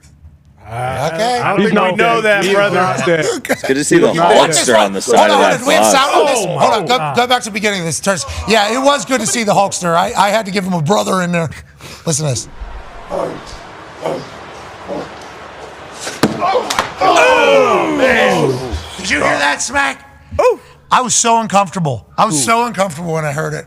And then obviously, that's what Braun Breaker's trying to do. It worked out. Does. It worked out. Does not budge. Yeah. Does not Right, budge. it doesn't. So we hope Rick's okay. Hey, Rick's right there. I think he's doing the. Doesn't have any. Yeah. Just stay down. Stay down. Well, right in front of the mouth of the South there, they climb up some stairs. Oh, shit. Somebody parked really close to the stairs to the truck. Whose car is that? Why they parked so kind of dangerous. That must be somebody. That might have been a DoorDash. That might have been a DoorDash that was showing up. I'm not 100% sure. They parked really close to the stairs. Oh, man. Oh, you're not going to get your deposit back in that rental. It's not a. We don't know. It's not a rental. We don't know if it was a rental. DoorDash. No, that was last Whoever night. that DoorDash. Yeah, it was. All right, let's get back to Smith. Ricochet, we hope he's okay, and I hope he's back next week, and the week after that, What? and the week after that, What? and the week after that. What? You take a week off, Yeah. What? He's gonna need. but then the week after that. Need him back. But I'm a little bit worried. I don't know if he's going to with what Braun Breaker did. Hopefully, if he takes, And if he that's takes Braun that Breaker week off. football. All right, AJ, let's talk a little bit about football. Run the clip from Coach Sala, Evan Fox. Is Hassan Redick attending minicamp? No, so we've got 2 inexcused absences. Pause. So, one- inexcused is obviously not a word. Okay, we know that. Unexcused is the word. We were all confused. Inexcusable, certainly something. And I don't want to say it is inexcusable, especially when you know this word is the most important word to get it wrong. But nonetheless, he's talking unexcused for the rest of this time, AJ. And obviously being Hassan, spoke to him over the weekend. Appreciate the dialogue. He's in a really good place mentally, working his tail off like we already know. And but he's choosing to. He's working hard. Sit out this We week appreciate him. inexcused. The second one is Aaron. Aaron and I spoke before OTA started. He's been very good in communication. He's been here the entire time. It's inexcused, but he had an event that was very important to him, which he communicated. Both are Both inexcused, yes. So are they getting fined? Redick? They're both subject to the CBA fine schedule. Okay. All right, AJ, listen. We know Where Coach Sala. You tell us. Come on, AJ. AJ, where is he? Is he in a teepee somewhere right now? Is he? What is something that was very important to him that Coach Sala heard and said, "Nah, yeah, you're fine for that. Yeah, you can't." Well, I don't. Not important to me. I don't agree. How about him saying Hassan Redick? We know he's working his ass off. The guy's going to be in incredible shape. He has not been there, right? No. No, he has not been there. Looking for a new deal. Just got traded. We know he's doing great. Aaron, he communicated with me before OTAs, which he was at all of them. Kind of sounded like a bit of mumbo jumbo, but you know.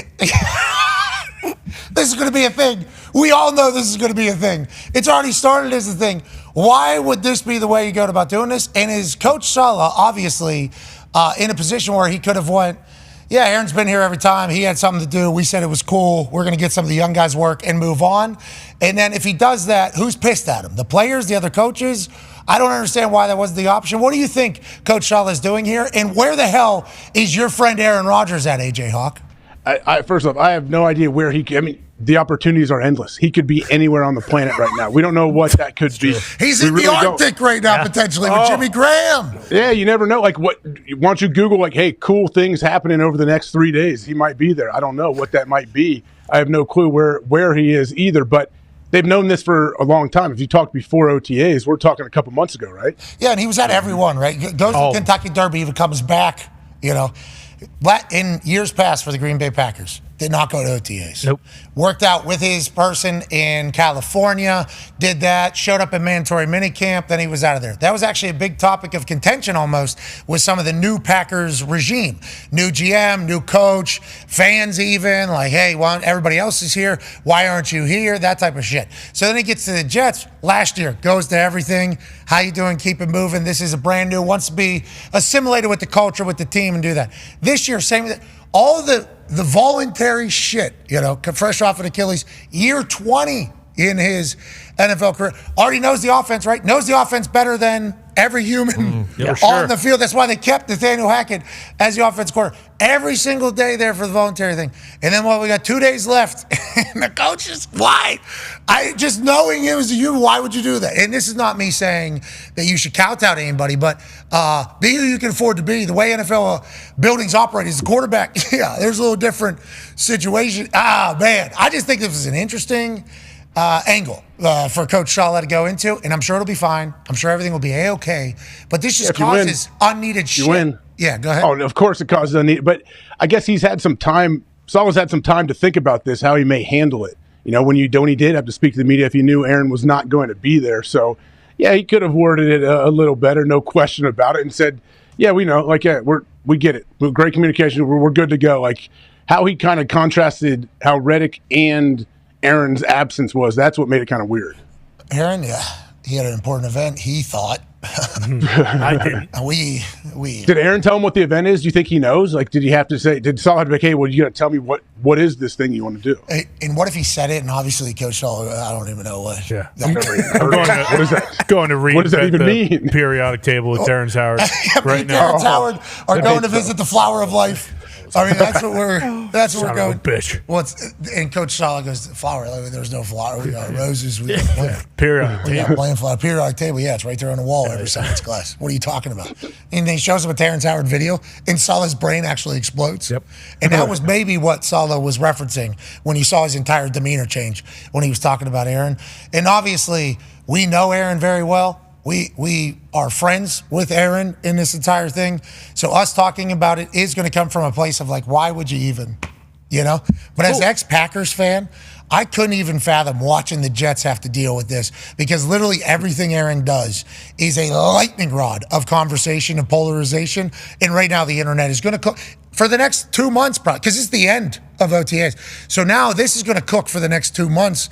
And Coach Salah called it upon himself almost. We all know how Aaron Rodgers football goes. Yeah, I mean, it's just it's unbelievable. And listen, Salah's not this guy's kind of been putting his foot in his mouth since he's been the head coach of the Jets. So it's not like this is something new. It kind of happened all last year. Anytime he'd talk about Zach Wilson, he was basically he sucks.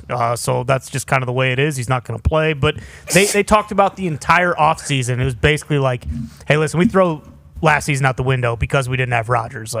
Everything rides on Aaron Rodgers. So, yeah, you're talking about, not kowtown to a guy and, for sure. But, when your job and the success of your team and basically your life in the NFL at this point, if you're Robert Saleh, it depends on that guy. So maybe don't piss him off, June 11th when it's something that you already talked about and we're already aware of. Yeah, but we're just Aaron Rodgers, ball washers. Sure. It is. And we're saying, and sure, I'm sure there's a lot of people out there Aaron Rodgers needs to be a mandatory minicamp. And I get it. And there's certainly an angle to say that.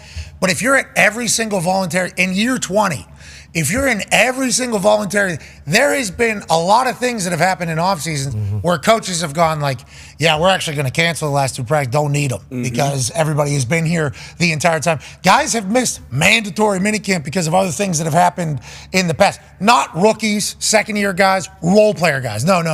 All, 4-time MVP. Yeah. Yeah, this 6 months removed from him trying to come back from an Achilles faster than anybody for an entire season to play for that team, to save their season. It's awesome.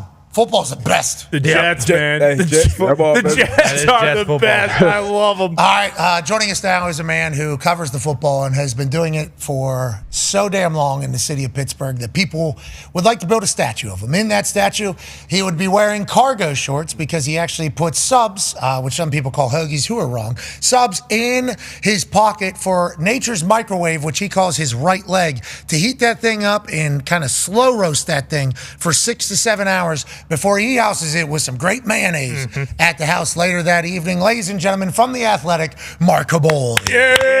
Kaboly! Wow, dressed up. Hey, where are you at? You're down at UPMC right now? You look very professional. The hair's done, the shirt's buttoned.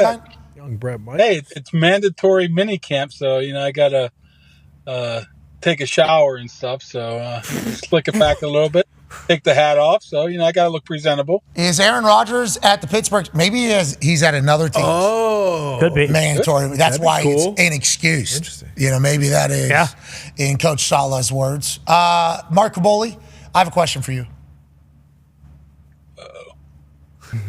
Mike Tomlin signs an extension through 2027. This is good news. Congratulations, Mike Tomlin. Let's go. 3 coaches, 55 years. That's Pittsburgh Steeler way. We're going to have consistency at the top. We're going to have one vision, one voice.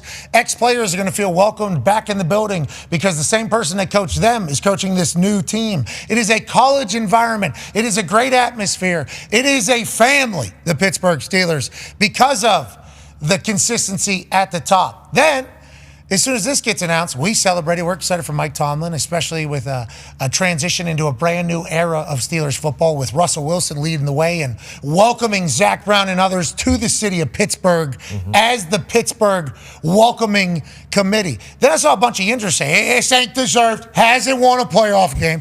What is your thoughts on it all? And have you seen more positive or more negative about Tomlin being the coach until 2027 at least? Oh, absolutely more negative. Oh, Kaboly. Damn it. People in Pittsburgh are not very happy for the most part. I wouldn't say all of them, but they do not appreciate the no playoff wins in 6 years or since 2016, and we are now rewarding me. Doing great. Many people have come up to me and told me over the past day of I can't believe they extended him, even though it was a done deal for a while now, because they expect more and people aren't happy. It's weird. It's like two factions too. It's the people inside the city, the hardcore Steeler fans don't like it, but the people on the outside love it. I mean, they can't stand the statement, no losing seasons in his career. They think that's just mediocrity as well. Myself stability is not a bad thing. I don't think stability is a bad thing at all, especially with this roster getting overturned and the whole new front office and the whole new general manager, that you got a face of a franchise that's going to be here at least 20, 21, 22 years. Probably will pass Chuck Noll for the longest coach in the Steelers history. So I don't see anything negative about it, but Pittsburgh fans do. Well, it is interesting. The 17 consecutive non-losing seasons, we got a chance to see how pissed off Yinzers get about that, because on ESPN, last year as the season was going, how it was going, and Canada gets fired, and then all the chitter-chatter about maybe Mike Tomlin's going to get traded to another team. Maybe Tomlin's going to go do TV. Maybe Tomlin's done in Pittsburgh. You heard everybody that is a fan of the Pittsburgh Steelers but not in Pittsburgh go, Mike Tomlin has had 17 consecutive non-losing seasons. This guy wins football games. You're going to let a coach that wins games out of your building, especially when it's been a face? And Yinzers came out and were like, yeah, we will. 9 wins. We're about sick of it. We are done with 9 wins and being the 3rd best team, if not the 4th best team in the AFC North every single year. That's not Pittsburgh Steelers football. But now, Kaboly, with Justin Fields and Russell Wilson in that quarterback room, Artie Smith calling the plays, is there an optimism that this team will get back to playoff wins and will get back to relevancy, not just above 500 seasons? There's a lot of skepticism still. They need to see what the quarterback position does entail here. I mean, to me, it's Russell Wilson's. I mean, I think it's a no doubt Russell Wilson will play this season, move forward being that guy. But I think there's a little bit of confusion of how well they're going to play, so they're holding off reservations here. They're really, really concerned about the number 2 wide receiver position right now, which doesn't seem like it's going anywhere positive. But hey, look at that defense. That defense is loaded. They've switched a lot of things around offensively, coaching staff wise, a lot of stability. It's all going to determine what Russell Wilson does. If he's able to play like he did last year, this is definitely a playoff team, a playoff potential winning team. But okay. I don't know what type of Russell Wilson we're going to get right now. I mean, he welcomed Zach Brown to the city. I saw him. I think he made a 3. He hit a home run. A cool shirt. The sweet picture. He went to Kennywood with the team and brought his wife, and he also was hanging out with the Boys and Girls Club yesterday. So. Okay, so he's doing great. Hey, look at this. This photo is the most Pittsburgh Steeler-looking guy I've ever seen in my life, Kaboly. Yes, I mean I'm fine with it. I think if he puts up the 26 touchdowns like he did last year, I think this team's easily 10-11 win team and potentially can battle for the AFC North Division title. That's way above 500. People would be celebrating that. Go ahead, AJ Hawk. Kaboly, what do you expect this offense to look like? Arthur Smith is there, obviously. Do you expect them to put a bunch of points up? Are they going to use the old play action like Russ is so good at, and with the run game that they may have? Like, what are you looking for when this offense takes the field in the regular season? Yeah, what do practices look like? Yeah, number one is going to be running. I mean, they're going to run the ball with Jalen Warren and Najee Harris and that offensive line that is pretty much very young but very talented. They're going to get Russell Wilson, obviously, the play-action pass, which he's very good at, which is something they haven't been good at over the past couple of years. They're going to move the pocket a little bit with Russell and try to keep the chains moving and then turn it over to the defense. Don't make any dumb mistakes. Don't turn the ball over. And you got guys like, Cam Hayward, TJ Watt, Alex Highsmith, Fitzpatrick, Landon Roberts, Patrick Queen, Joey Porter. To be able to game. So that's the way they're going to go. They're not going to try to put up a ton of points, but enough points to let the defense do what they do. And they got a ton of talent on that defense. We saw TJ Watt down in Cary, North Carolina. He's a monster. Huge. He is an absolute monster. He'll lead the league in sacks again, and everybody will say it's not a stats position, and all that shit will take place. But if they're winning 11 games and TJ Watt's leading the league in sacks, all of a sudden the conversation's a lot different than just, it's a stat, it's a stat, it's a stat. Whenever you're winning, that's whenever the awards start coming back to town. Hopefully TJ gets back in that conversation if Russell Wilson can figure it out. Tone's got a question for you. Sharp dress Kaboly. Yeah, Kaboly. Sharp dress Kaboly. Sorry, my apologies. What I want to know about... Holy moly, it's a sharp dress Kaboly. Holy moly, it's a sharp dress Kaboly.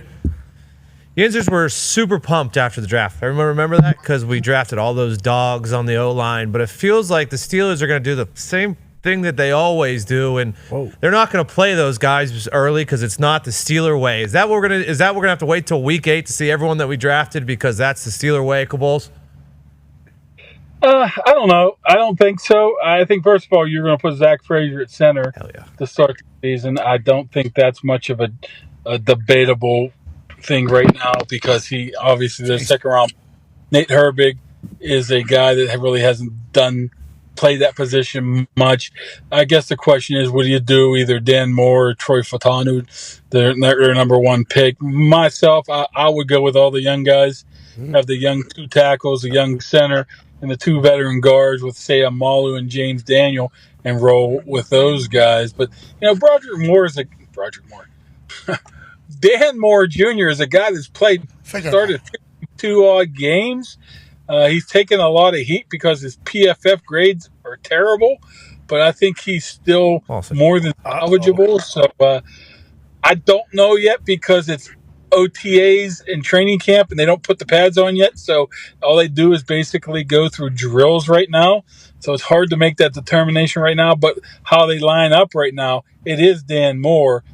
But I could see that changing come a week or two into training camp. That baby Kaboly with the foresight, the fortune-telling ability to be able to say this is what the Steelers might do or not do. Zach Frazier's a dog. Guy had a broken leg his last game at West Virginia, walked off the field with it. Legend. Yeah, absolute beast down there in West Virginia. Everybody loves him. That'll be good for the Steelers. What other young bucks will make plays for the Steelers as we go forward? We shall see. Let's not talk about the youngs anymore. Let's talk about the old-ass dudes. Go ahead, Con, man. Yeah, Kaboly, if the number 2 wide receiver position is a worry for the Steelers, in your words, is there a kind of way that they go out and maybe get like a Michael Thomas or a Hunter Renfrow or one of those guys out there? Or are they not looking out of house and they're just hoping that the guys that they have will develop into the players that they want them to be? They're just waiting to see in right now. I mean, they got about 6 guys who are very similar in what they do. Let's see how they work out in training camp. Maybe one emerges. I wouldn't really anticipate that right now. Then if it becomes a sort of an issue, you see if anybody hits the trade markets, come late August, or if the Ayuk thing happens, which it doesn't, look like it would happen for the Steelers just for the fact that that's a ton of money they'd have to give him. What's he want? Probably $33 million now. I don't know if they're willing to do that. The longer this goes on, it almost looks like that they're just going status quo right now. And, maybe use Cordero Patterson a little bit more. Definitely use Pratt Freiermuth a little bit more, and grab those other 4 or 5 guys like the Quez Watkins, the Roman Wilsons, the Van Jeffersons, and hope that they pan out, the Calvin Austins. So we got no weapons for Russell Wilson. All right. You got weapons. You just don't have the number 2. And when you don't have the number 2, what do? Move. Bars. You roll the ball. You roll it to George Pickens' side, and all of a sudden George Pickens becomes irrelevant. Then it becomes an issue. Number 2. What do? How about Juju? Holy hell! Well, you can take them off our hands. We'll give them to you for a can of Coke and some Heinz ketchup. Juju. Whoa. Listen, we like our Heinz ketchup. Yeah. Okay. That's a lot. Maybe. Kaboly, I agree. They were getting a little bit greedy up there, but Juju Smith-Schuster as a number 2 for the Pittsburgh Steelers worked out great. Yeah. Bring him back. Worked out absolutely great. Bring him home. Yeah, that's not happening. I mean, they drafted a wide receiver, Roman Wilson. We all know what happens when they draft a wide receiver. He's going to be incredible. So I'm not worried. Good point. Fair. Yeah, I mean, Juju would be interesting. I don't know. No, it wouldn't, Mark. In the cards, but Juju Muth. He's a Super Bowl champion now. Yeah. What's he going to play? Fullback? Who? Juju. Well, he's your number 2 wide receiver. He's looking spry in New England right now, Tony. You want him. Yeah, Drake May's throwing the ball all over the yard, though. Bingo. I mean, they're making plays all over the place. You don't need a number 2. Juju Smith-Schuster going back to Pittsburgh with Russell Wilson as the quarterback. Imagine it was Russell Wilson and Juju Smith-Schuster walking out to welcome Zach Brown to Pittsburgh next time. Yes. I mean, that's what we need. That's what the Yinzers need. Becomes like the 3rd most tenured guy on the Steelers team. Juju bees are buzzing. Oh, my God. Remember? Let's go take a trip back in time. This is fun. Do your shit, Juju. Do your shit. Yeah. Talk. They were 11-0 before he did that. Yeah. Peace out. It was awesome. That's sick. It was sick. I appreciated the fact that every Yinzer hated him. Yeah. They were so mad at this guy. Hey, just catch the fucking ball. How about that? Okay, let's not, because there was a fumble situation that was starting to go on. There was a lot. There's some drops that were going on. He had real like he was going to be a Pittsburgh hero because he played physical. That block. He hit some people, and then all of a sudden, everything off the field became more important to Yinzer's minds than everything on the field for Juju. Then he goes and wins the Super Bowl, and then New England, it doesn't work out. It's like Juju back in Pittsburgh would be hilarious. Just like you guys were booing Juju out of town. Yeah. You know who else you were booing out of town? Who? Rudolph the Red-Nosed Reindeer. Then he came back to save Christmas for you guys. Yeah. So maybe Juju does the same damn thing, Tone. Maybe you need to turn that frown upside down at this Boston. Both of those guys were booed for good reason and deservedly, and we'll see how they did further. Is Mason gonna listen? Mason's gone. No, you're never gonna hear that guy's name again. What? What are you talking about? Listen, it was Mark's favorite player on the roster for the last 3 years. Yeah, you. Hello, Mark. Mark, you still there? Sorry, we just got into a full call. Hello. Hey, what's up, Mark? Good to see you. Last question here, Mark, as you got a lot of things to do from D-Butt. Oh, but yeah, hey, Mark, I know you had injury late season a couple years ago, and it's been a long off season, obviously. Hey, stay with me, Kaboly. Hey, a long off season. Hold on, D-Butt. Hold on, D-Butt. Hello? I think he's out to lunch right now. You got us, Mark? Kaboly. Just leave it. Can you hear anything? Balls? Just leave it.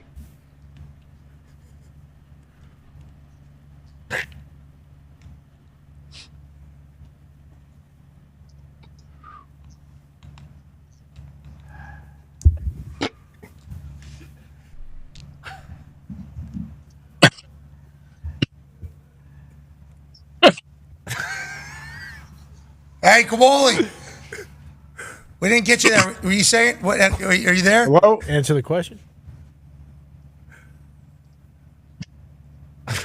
What is this guy doing? I'm breaking up. Yeah, I can hear you, but I'm you can hear us? looking like I'm. I'm going faster now. All right, ladies and gentlemen, Mark Kaboly. Thanks, man. Killed it. He had a nice shot on ESPN there for 30 seconds? Oh, for at least. Yeah, that was awesome. I was worried about what he was going to do. You were worried about his health and everything. I just want to check into and see what the summer's plans were. He's good. He's in a good mental spot. Looks great. Button up. That's Pittsburgh. Good hair. Panoramic. Beautiful day there. He did have good hair there. Mm-hmm. Good gel. He was handy. Him and Miola could be brothers. I don't know if you should say that. Absolutely. I don't know if Coach deserved that. Yes. Whoa. Not disrespectful. Not disrespectful. Look, put them. Okay. Can we get a side by side of 2 photos of them, please? I mean, we're gonna try to. Right? Tony Miola played in the Olympics, correct? Yeah, and Mark's an Olympic shot putter. Yeah. I don't think that's Tony Miola once walked to the ring with Lex Luger as well. That's right. Carrying the American flag. Yeah, and then his American flag, he handed off to somebody so he'd get a steel chair. Nice. Because him and Lex Luger were protecting this house over there in New Jersey. I mean, Tony Miola started telling some stories from back in the day. He was awesome. He was incredible. I think we're trying to cold call him right now to see how much he does look like Mark Kaboly. Whoa. Look, and we will let him know that you said that. I said they could be brothers. I didn't say they look identical to each other. And if we were to pull up 2 photos, you could see it too. Okay, so let's stay with the NFL conversation. Sounds like Pittsburgh's in the same exact spot it's always been in. There's some pessimism. There's a little bit of a storyline. And if Russell Wilson and Juju Smith-Schuster are the faces of the Pittsburgh Steelers, that's a good thing. That's what we just found out from Mark Kaboly and all Yinzers through that conversation. I just want to clarify. Someone said that sometimes they're the 4th best team in the division. They haven't finished in last in the division since 1988. Yeah, but I'm the one who said 4th, and you eyeball it. Sometimes you go, this team stinks. This team would. Just remember, the Browns still exist. Okay, but the Browns are balling right now. Vrabel's playing linebacker for them. Remember, we saw that video from. They're just like the Jets, classic offseason champs. Yeah, and John Kelly Jr. just made a big time play on that old ass lady. Unbelievable play! Beautiful play made by John Kelly Jr. Yeah, David Njoku's doing a charity softball game, giving back to the town.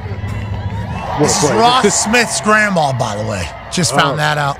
She's part of the gimmick. She got good personality. She's got an RBI, though, right? She's got that RBI. Yeah, does it sacrifice? Is that what would this be? Count? But I don't know how many outs there are. If there are 2 outs, obviously she's not getting an RBI. We'll see. I mean, so hold on. If that person just went home before she gets tagged out here, it still doesn't count? Yeah, correct. Usually it doesn't take 30 minutes to get to first. Yeah, she needed to hurry up. Like, if she wanted to get on base, she should have moved a little bit faster. Yeah, move, lady. There it is. Celebrate. I believe. Walk. Don't even look at her. No. Don't even look at her. Just celebrate and walk it off. But Deshaun Watson, he's back after another year. Sure. I mean, the Cleveland Browns got to figure out. They just extended head coach and GM. Remember their defense last year? Remember their defense, especially early, how they were dominant early? They gave up like 10 first downs in the first 7 weeks or something like that in combined. They need to pay Amari Cooper, pay him what he's worth. Oh, yeah, Amari Cooper's not there. He's pissed. Amari Cooper wants a little bit more money. Going to be tough to pay Amari Cooper.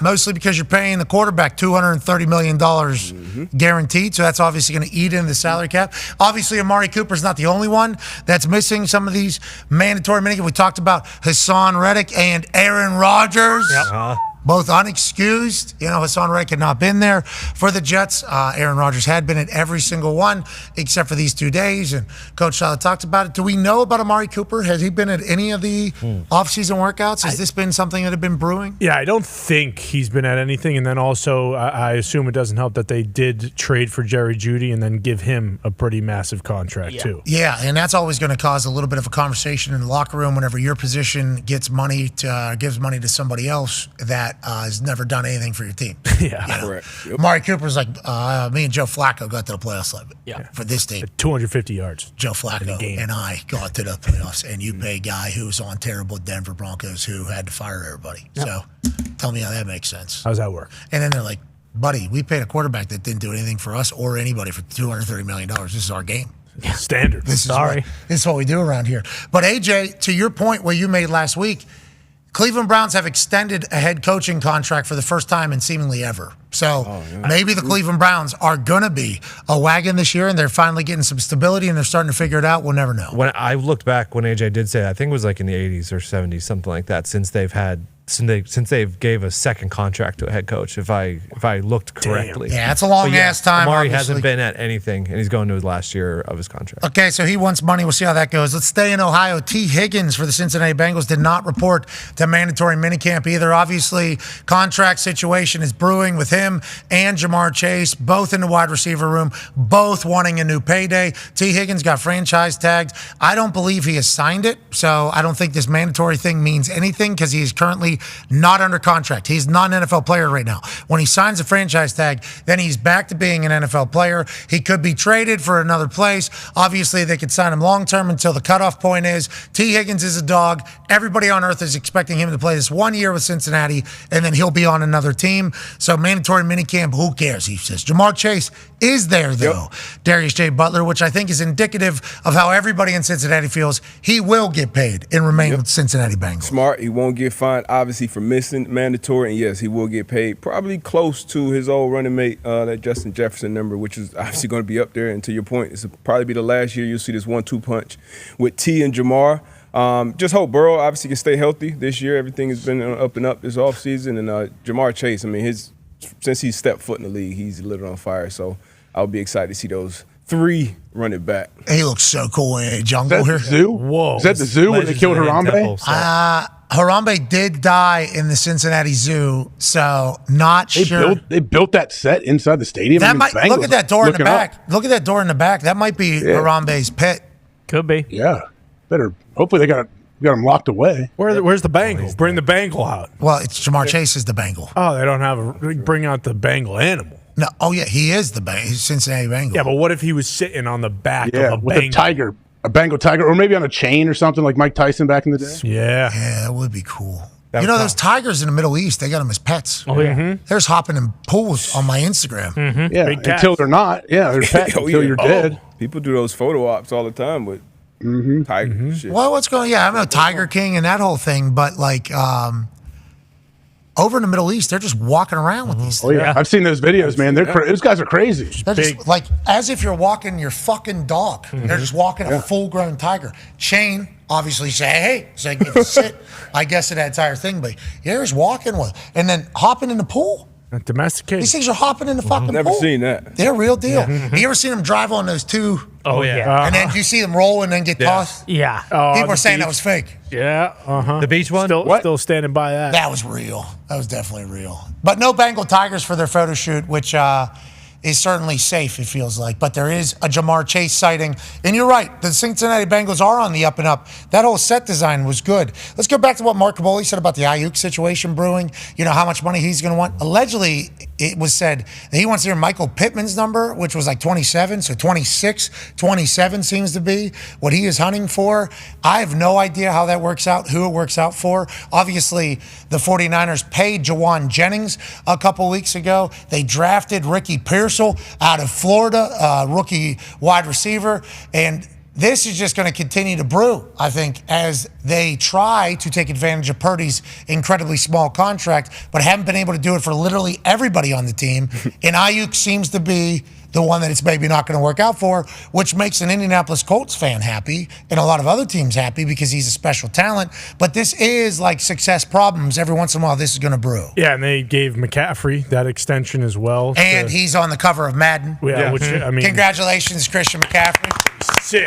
On the cover of Madden. I have no idea how much money that brings from a marketing deal, but I do know you have that up in your office, for the rest of your life. Oh, yeah. Last running back that was up there was Peyton Hillis. Cleveland Browns. So, really? Yeah. Here's running backs have not been. Peterson was never there. He was, but I think before. Yep, Marshawn was as well, but I think it was before Peyton. That wouldn't make Sweet sense. picture. Good picture. Marshawn would have been after. Yeah, Marshawn would have definitely been on there too. So that was wrong. But maybe I'm thinking about Richard Sherman. That's who the Seattle Seahawks was. Whatever the case, congratulations to Christian McCaffrey getting on Madden. Everybody's pumped up about that. Everybody's pumped up about that. I'm not worried about the curse. Not worried anymore. They used to be worried about the curse. Some people I saw say, are as many people going to be playing Madden this year because college football? No one's buying it. No one's buying it. They're not going to change it. This is the year where it's like, oh, okay, we actually do have to go back in the lab and change this game because no one's going to buy it because of the NCAA. Because they haven't been checked at all by any other game. Ever. Right? That's the big conversation. conversation about Madden, and I was very lucky to be in Madden, obviously on April 1st. I think you could still punt with me right now on Madden, which is always my first time in the game in a long time. Shout out to the Madden people kind of making that whole thing happen and chit-chatting with it. But like a lot of complaining from the Madden community about the Madden game for a long time. And I don't play. I suck at video games. But the Madden community says like they've just kind of laissez-faire this thing because they know how much money they're going to get every time they drop. They haven't really updated a lot of shit. Some of the controls are cropped. The franchise mode's cropped. Some of this is cropped. Oh. That's cropped. You hear literally Madden players say this about Madden. So much so that they wanted to protest Madden, but they were never able to do it because they were Madden players and a new Madden drop, so you have to play Madden. Now with college football coming back into the fray, a little competition's a good thing. Maybe it will make Madden better. Maybe the college football game will push that, and it's good for all gamers as a whole. But we need not hold this against Christian McCaffrey if this one does not move. No. You know, that is a conversation that needs to be had. You are seemingly a Maddener. Yeah. The college football game is going to be the one that's piquing your interest first, though. Yeah, I mean, you could make the argument that the NCAA 14 game has been the best game since 2014 that EA Sports has put out. That's a football game. Like, that's the biggest problem is that the EA game for the NCAA is so much better just as far as, like, the way the game is played. And it's the same company making the Madden game. That's what doesn't make any sense is that it's not as if 2K is making the college game and, you know, Madden has the monopoly on the pro game. It's the exact same company, but they just refuse to make anything significantly better that people actually want to be better. Well, good luck in your video games. Can't wait. I'm going to play the college one. Yeah. Because you just learn everybody's names. Yeah, playbooks. Pretty quickly. Smart. And with transfer portal now, you know, who's where, we don't know until that game comes out. That's right. And basically tells us, thanks for doing the research. Let's stay in the NFL. Stefon Diggs is chit-chatting as a Houston Texan. I think it's the first time I've heard him in Houston Texan gear talk about his life before getting to Houston. Pretty beautiful sentiment to be true. Josh Allen said that you were very instrumental into making him the quarterback that he was, that he is now. How instrumental do you think Josh was to helping you elevate to the next level of receiver that you ended up becoming? I feel like he was a intricate piece in my career because at that point, when I left Minnesota or whatever, I presume I was a good player, you know what I'm saying, but I always felt more for myself. I felt like I was better than that, that I could be better than that. And I kind of, up to that point, I was just like, shit, I'm going to roll the dice and bet on myself, you know what I'm saying? And they sent me to Buffalo. I don't know if they sent me to Buffalo with the most kindest, with the most great intent, but all's well ends well. When I got to Buffalo, Josh is still my guy, you know what I'm saying? Like, people don't really understand what it's like to be out there, you know what I'm saying? And he really embraced me, you know what I'm saying? He kind of had that Southern hospitality, you know what I'm saying? So for me, he embraced me, spent a lot of time, and I probably wouldn't be right here if it wasn't for him too. So, I got a lot of love for that boy, so y'all give him a hug and a kiss for me. That's awesome to hear, obviously, because there was a lot of drama potentially being stirred by a lot of things that were said, a lot of actions that took place, some games that weren't won, and then obviously family members sending out some tweets about how somebody sucked until somebody arrived. There was a lot of drama, through that relationship. Now, a lot more successful football than drama, but the drama is always going to get brought up whenever, you have a little bit of a breakup or a move on or some tweets or some things like that get into the national conversation about it all. I did appreciate him saying, I think when Minnesota sent me to Buffalo, it wasn't like the kindest intent. So I appreciate that he's like, they try to send me to die in Buffalo. And then they go on to become a wagon and become very successful. Team obviously doesn't win Super Bowl, but make it very far in playoffs. Experienced some big games, just weren't able to get over the hump. What are your thoughts on how he handled that question there, AJ? And how do we think this goes with Houston and CJ Stroud with Stefon Diggs? Well, I mean, first of all, it should go amazing with Houston. We saw what CJ was able to do. If he's able to just continue on the path that he is and continue to progress as a quarterback, yeah, it's going to be a great stay for Stefon Diggs. But as far as him speaking about Josh Allen, I thought that was great. It almost looked like he was almost emotional talking about such a good friend and a teammate. I'm not saying he was, but I would have understood if he did. I just it's cool to see Diggs do that. You're not used to seeing Diggs speak to the media when it's stuff like that. People, I feel like, are always trying to goad him into talking about somebody or saying something about a coach or the schedule or trying to make it negative. They try to goad him into being a wide receiver.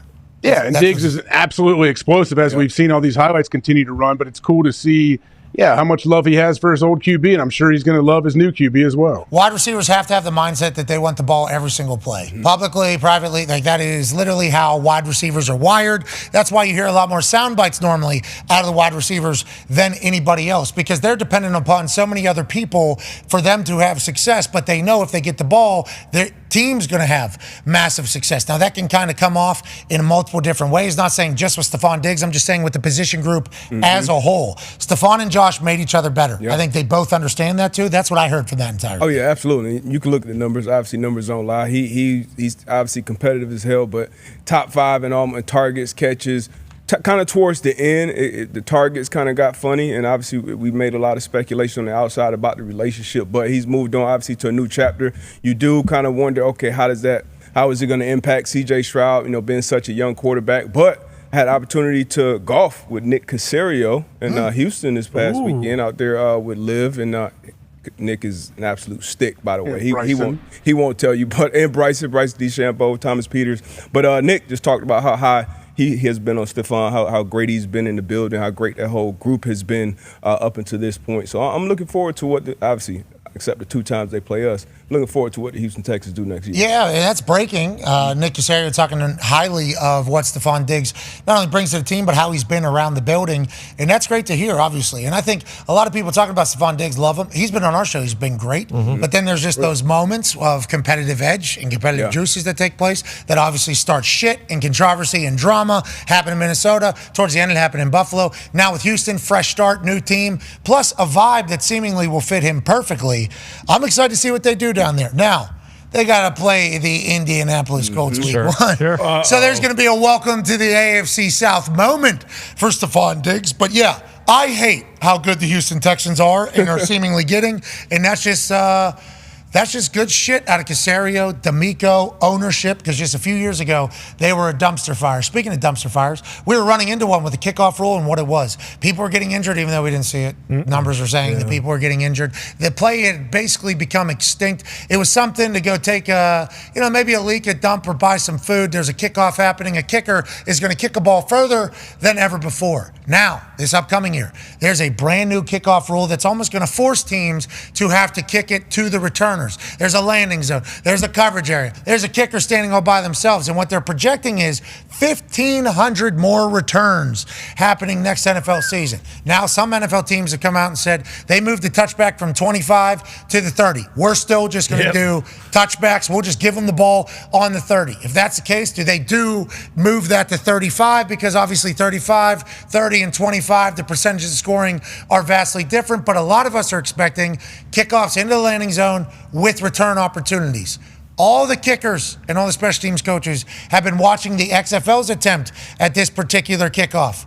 And there's one thing seemingly coming out of the conversation from the special teams. Here's Justin Tucker addressing it all.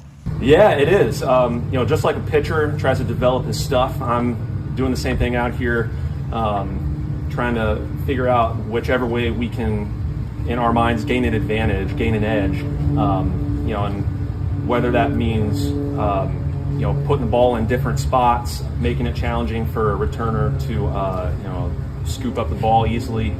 All of those things we're looking at right now.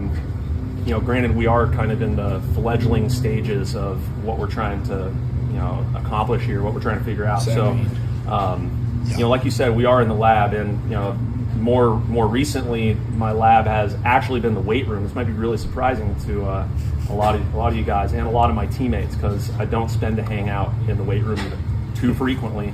But after watching a lot of these XFL plays over the last couple of years, kicker seems to be involved in 25% of the tackles. So I've mixed it up a couple of times. I've gotten in there, but now I gotta get some more shrugs, get the traps going a little bit, just to make sure I'm prepared to prepared for a little bit more contact. 3.8 pounds allegedly is what he has gained. He was 188 last year, so he's clocking in at 191.8 of absolute twisted steel and sex appeal. But that is a convo that a lot of special teams coaches have put out and kickers have put out.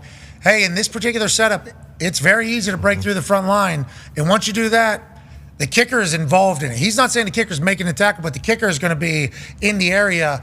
And if you're one of those kickers who has never really had any physical interaction in your entire life, boy, it can get scary as shit out there for some of these guys. Go hit some pads, boys. That needs to happen stat. Yeah, and I feel like a team like the Ravens for Justin Tucker, they're a prime candidate. Hey, kick this ball out of the end zone. Like, we don't need you getting hurt. Like, we need your ass. Hey, all your year. actual weapon. Yeah, exactly. So you will not. 25%. Yeah. Ty, I'm sorry. If it's 25% of the plays the kicker is involved in contact, they're going to start kicking the ball out of the end zone. You don't want your kicker involved in 25% of the return. Especially Justin Tucker. You know, that's a GOAT right there. And they're probably looking around like, do we want there to even be a chance for a roll-up on Tucker? No. He could hit a 64 to win this. Bingo. No. They don't know how to act around a pile, too. Like, that's the thing. Yeah, it's all new. You got to keep your heads. Yeah, there's shit coming. You know, it's. Let's get to work, boys. Let's get in the lab. Tuck, we need you next year. Yeah. It would be Sweetie Lace somebody else. All right, we're back tomorrow. Be a friend, tell a friend something nice. It might change their life. Goodbye. Right on screws. Yeah, that was money. Bam. Bang. All right, Sweet pants. Oh, these are the Abercrombie & Fitch who had their biggest quarter in the history of their company. No big deal. Those are Abercrombie? Ever? Yeah, remember, I told you, Abercrombie is a completely different place. Yeah, they're back. Abercrombie is Walmart now. Abercrombie is like Goodwill. Yep. Abercrombie Vintage shop. is, Cabela's. Abercrombie's a brand new place. They've had their best quarter. Way did Dodge, Duck, Dip, Dive, and Dodge Abercrombie & Fitch to still be able to survive? Because that shit they were doing back in the day right now would not fly. No. And they knew it. Sustainable. And they knew it. It was the worst. All right, let's take a break. We'll be back on the other side with all the news that we missed. Can't wait to wrap up this glorious Big Tuesday, June 11th, with all of you. You're the greatest people on earth for allowing us to do this. Be a friend, tell a friend something nice. It might change your life, like our friends at Dude Wipes. Hell yeah. Father's Day's coming. Not a bad thing to do is to gift the guy who taught you how to wipe your ass the new way to wipe his ass, which is Dude Wipes. The bath for your ass. Dude Wipes. Hell yeah. Available at Costco.com and select Costco's around, or you can just hit this QR code and get this shit delivered to your house. It'll be better for your life and for your butt. Have your dad have a happy ass after dropping a deuce with our friends at Dude Wipes. Be a friend, tell a friend something nice. It might change their life. Take 5!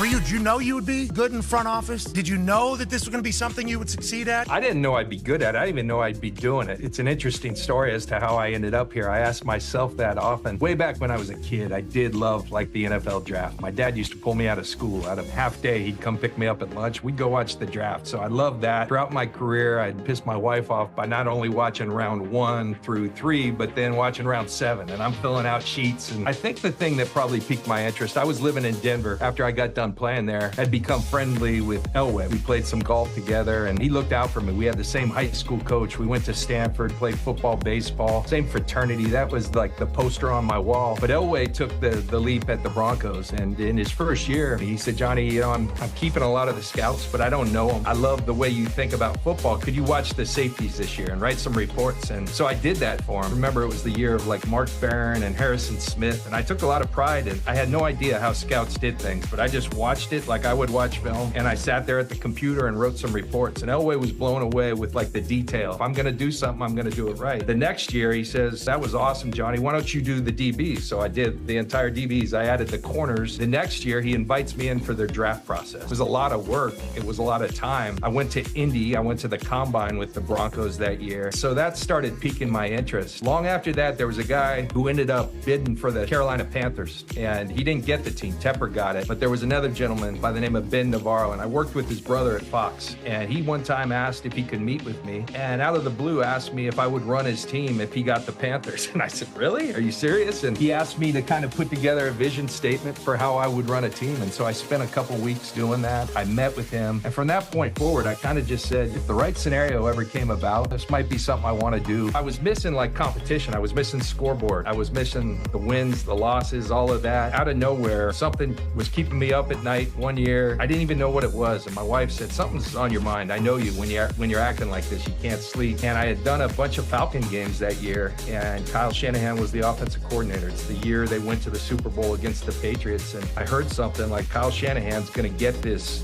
Niners job, and that's the one he wants. But somebody said he's struggling to find a GM he wants to work with, and so something was on my mind. I had done a bunch of Kyle's games that year, and I gave him a cold call, and I just said, hey, dude, I want to thank you for all the time you've given me, all all year in these production meetings. I heard something that you're struggling to find a GM. And he goes, I am, man. It's killing me. I think I am going to take that Niners job. And he goes, why are you asking? And I said, well, consider me. I don't even know if I do it, but just think about that and see what you think. And his first question, he's like, dude, why would you do that? You got a great job. You got a great life. Like, why would you even consider doing that? I said, you go play your games. He did. He called back and he said, man, I can't stop thinking about what you said to me. Would you do that? And I want you to come meet this dude named Jed. Well, that dude named Jed was our owner here, Jed York. Came and met Jed. We flew cross country to Atlanta. I was offered the job on that flight. We meet with Kyle and the whole thing's wrapped up. I hadn't even talked to my wife or family yet. It all moved kind of fast. And here we are 8 years later. So sorry for the long story. No.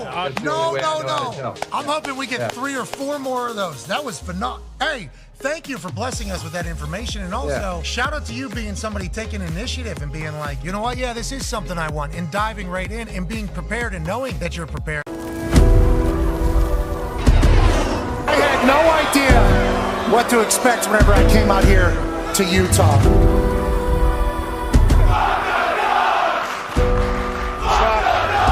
Shock that. Yeah, shock. I can't make it. Steve Smith Sr. Ladies and gentlemen, Pac-12 champion, head coach of the Utah Utes football team, pulling in on a Harley Davidson Sportster, I do believe, Coach Kyle Whittingham.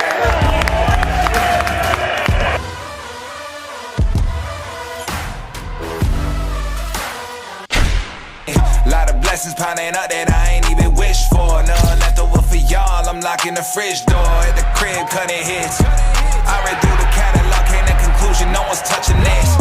Just finished and made a voyage, hopping off the Mayflower. Said I'm shot to kill them off, whatever the take down. Seen the boats, I'm at home. I'm selfish with the goals. I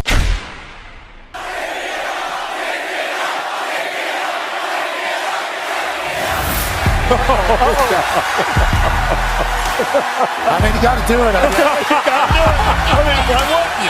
It is 34 degrees out here in the back-to-back Pac-12 champions. Mighty Utah student section has been here in abundance. They've been loud. And today's a day where they showcase to the world that it's not just Mormons and soaking in Utah. No. It's great football and an incredible fan base. They've been so kind. I appreciate the hell out of you all. Have you ever thought something negative about a kicker before in your entire life? Yes. All right, relax, dude. Okay. Boston Connor was drinking with Dwayne Wade last night. $225,000. Let's remember this day forever, Cameron.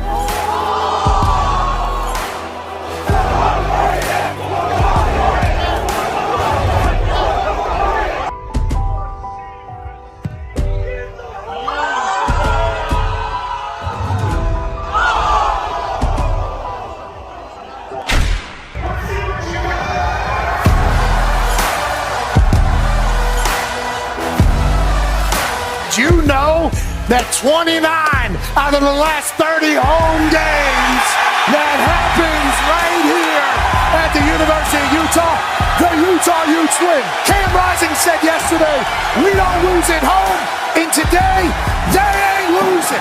This place is going to be soaking in celebration this evening. You guys were absolutely phenomenal. This morning, you showed everybody that this is a town you are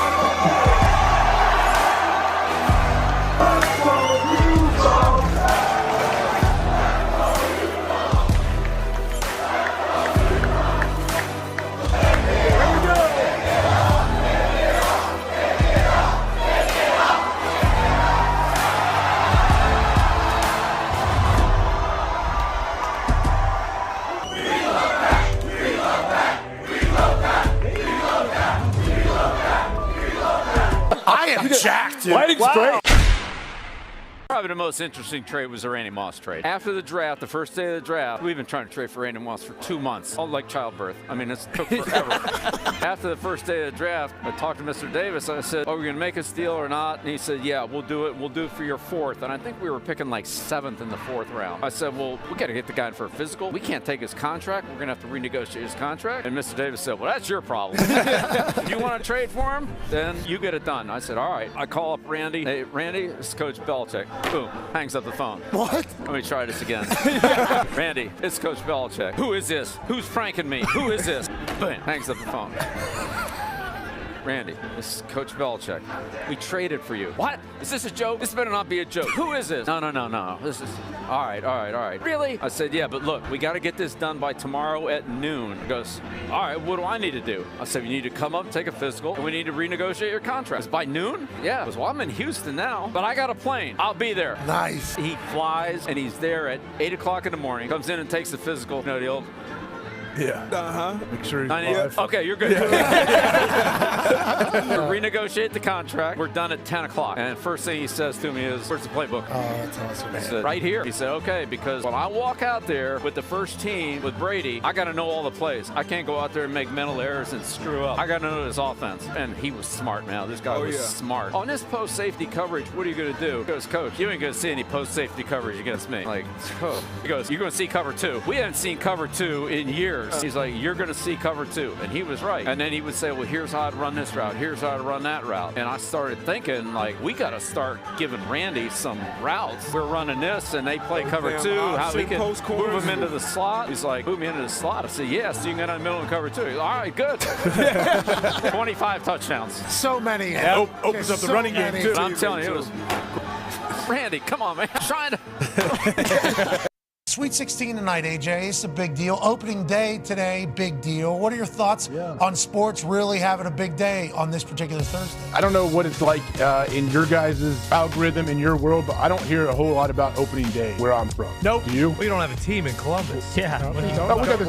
I'm the Reds fan, and there's a lot of Indian or Guardians fans. Whoa!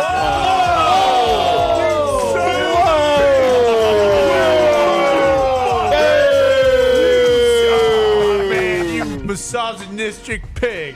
Bye-bye, pal. Get me off the screen with this thing. AJ. Hope you enjoyed your media career because it's over. God. That's it. By the way, let's check with the ump up there. He did. Yes, he did. Out. You Did were I finish it? Yeah, you did. I don't know. Anyways, the Commanders of Cleveland. Yes, they are very good baseball players. People love them. Who's Skeen's playing for this year? He plays for the Indianapolis Indians. Whoa! That's their name. Okay. That's their name. That's the team name. That's the You team cannot name. say that. That's still the team name. It's not his fault. That's their name. That's their name. It's never changed they either. have not changed it. Nope. Indianapolis will not change that one. They're not changing a lot. How about the Guardians? What AJ? else we got going on? How about the Cleveland Commanders? Cavs? Yeah. They're good. Commanders. What about The Commanders? What do they do? He's talking about the Cleveland Guardians. Guardians, bro. Guardians. Yeah, pieces together. Kirk.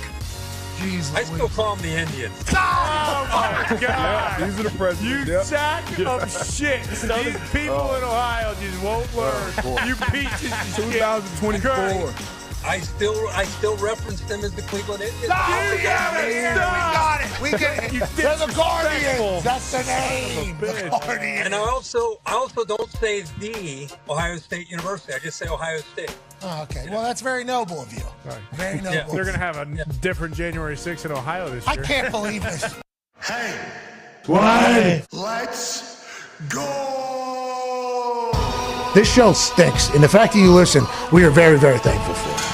Ah! The all-time leading tackler for the Green Bay Packers, you pig! Damn it! Be a friend, tell a friend something nice could change their life. Sport! Hello, beautiful people, and welcome back to our humble abode, the Thunderdome, on this big Tuesday, June 11th, 2024. Hour 3 of the program starts right now. Sports are awesome. Sports are fantastic. That's AJ Hawk. He's been a champion multiple times in the sports world, which is why we're so incredibly lucky to talk to him every day. Ain't that right, Talksy Table at Boston Connor and at Ty Schmidt? Absolutely. Stuff of legends, truly. Yeah, he could potentially help out the entire sports world, though. Yeah. All he has to do is tell us what's the big ordeal that Aaron Rodgers has that Coach Saleh said, that ain't fucking worth a practice. What do you think it is, AJ? If you had to guess, just as a human who knows the answer and is going to try not to say it. I mean, I do not know the answer. I really do not. But to miss minicamp, it's got to be something big. Like to have this scheduled out in advance, don't you think? Like it's got to be something that's very meaningful to him. I think so too. And Bob Saleh said a life event or something like that. So that he was very big to him. And maybe his tattoo guy became available. Oh, maybe that was it. He did get I know that guy's pretty. The guy is tough to book. It's tough to schedule. Yeah, tough to book. No tough question. to break into that artist's timeline. Obviously, maybe it is a new tab. There is a show, Game of Thrones, starting on Sunday. Maybe he's traveling to England to be at the premiere for the Game of Thrones show. Holy shit! shit! He's a huge Game of Thrones guy. Well, let's check commercial flights from New York to do that. Yeah, check the commercial ones. That's probably check Southwest, check Frontier, Southwest. I just saw King Allegiant. Charles's painting was vandalized by animal rights activists. Could it have been Aaron? That's one half of the hammer. Cowboys turn dicks. I'm not sure if that's what he was doing. But it could have been. Like that's. I mean, he planned this out in advance before OTAs, so maybe he knew the painting was coming. Weird painting. Yeah, that was a weird portrait. Right? What's going on these days? Probably stolen. Probably what? That's not Aaron. It might be Aaron. No cheese. Gromit. Look at all this cruelty on RS. You shouldn't be messing with art. No matter how bad the art is, you shouldn't be messing with it. They're not messing with it. Security There's covers on You it. can just walk right up to that weird ass king portrait and just do whatever you. They just rolled that son of a bitch heads on. There's like glass in front Tell you of it. what, So it's not really. Tell you what, some things should be brought back. It's not really on the painting. What should be brought back? What's that, Tony? Can you imagine if you would have done this to, I don't know, King Henry or any of the other great kings of the past? Yeah, where was the Red Soldiers? Your head would be in a guillotine They immediately. got Euros to worry about right now. Everybody's not Doing working. public executions is what you want to bring back? Whatever the case. That's a weird. That wasn't Aaron. That was Didn't not look Aaron. like him, no. Those are the things, though. Could have been filming. We got to keep. You're right. We have no idea whose camera behind that. Fair. I don't know if he's an animal activist, but I mean, maybe. What if it comes out that it's something like very sentimental? You know, like what do you mean? Like what? Like what? Like what if it's something that is like actually? Oh yeah, that's like a once in a lifetime. You know, like what if that comes out publicly and then Coach Shaw. I understand it was real cool. Okay, everybody just told me how cool it was. Just handling it that way makes no sense, but they're going to talk about it. Oh, yeah. It is going to be talked about by everybody. 9-year NFL vet Darius J. Butler is here. D-Butch, mandatory minicamp. What are your thoughts on it? What should we be taking away from this? Should we be taking anything serious that comes from any of these mandatory minicamp practices? I think the biggest deal is always, guys with deals. If they're getting done, are they showing up, are they holding out? And obviously that's going to be the storyline leading into training camp. But usually, this is, you go there for probably 1, maybe 2 days, put the last little fine tunings on your team, and then you have that one last conversation with everybody. Hey, everybody be a pro, take care of each other, be smart, show up in shape, because you do have a decent break. That is good. The players need it, the coaches need it, the front office people need it. And then when you come back, hopefully you hit the ground running. A lot of squealing tires in parking lots at the end of these mandatory mini camps. And it's not from the players. Yep. That's the coaches getting the fuck out of it. It's their only time. It's their only time where they can go see their family and spend a couple weeks. Yeah, they're reintroducing themselves to their kids and their wives because that's the first time they've seen them since last season kicked off. Because as soon as the season ends, then we got to get ready for combine. Then we got to get ready for draft. Now, are we going to listen to your takes? Probably not, but we need you to have them and opinions on every single player that could be in your room. So go ahead and watch every single play that they've ever had since high school on all of them, just in case they end up on our team. It's your job. You get paid to do it. You're lucky to do it. Remember that. Sleep in your office, even though every other human on earth is at home. That's life of a football coach. That's why when these mandatory minicamps are over, boy, they are pumped. And if the head coach throws them like a little bit of an olive branch and cancels the last one, which happens and has happened on a regular basis, which is why the handling of the inexcused absence from Aaron Rodgers just makes no sense. It makes no sense how you could handle that so many different ways. I don't know why you'd want to start any drama. Now, Aaron could come out and save him and say, yep, very understandable. I told him that what I was doing was pretty important to me, and thought we had a good relationship, and I'm 20 years into this thing. I think I've been in the NFL longer than him. It's probably part of the reason he was at all the OTAs as well. He knew he wasn't going to be at camp. Showing face here, right? Haven't I? A lot of things. At all. I have all these. Voluntary is the word. Got the cool social clips of us throwing. Yeah, everybody's loving it. We got the new, I'm no looking everywhere. The calves are getting back to full size after the Achilles disc. Remember all that stuff, and then this thing just. Yeah, I don't think so. Coach Shaw says. Weird. I think he's going to post a picture wherever he is. I mean, what if it is just the dumbest thing? And is he going to do that stupid hashtag shit that he does? Yeah, probably. Yeah, he loves it. Hashtag grateful. No, he puts the hashtag at the end. Yeah, right. Oh. Yeah, remember? He mocks the hashtag. He loves it too. He's like, oh yeah. Oh, these fucking assholes with their hashtags. Let me tell them what I think. Watch this. Let me tell them what I think of this entire thing. I can't wait to see what it is. But here comes some more drama. I would like to hear Greenberg's first thought. Mike Greenberg's first thought. Of course you had to say it. Why'd you say it? Salah! Didn't need to say it. Just Greeny losing his mind. Speaking of losing his minds, 4th of July is going to be different this year. Never the same.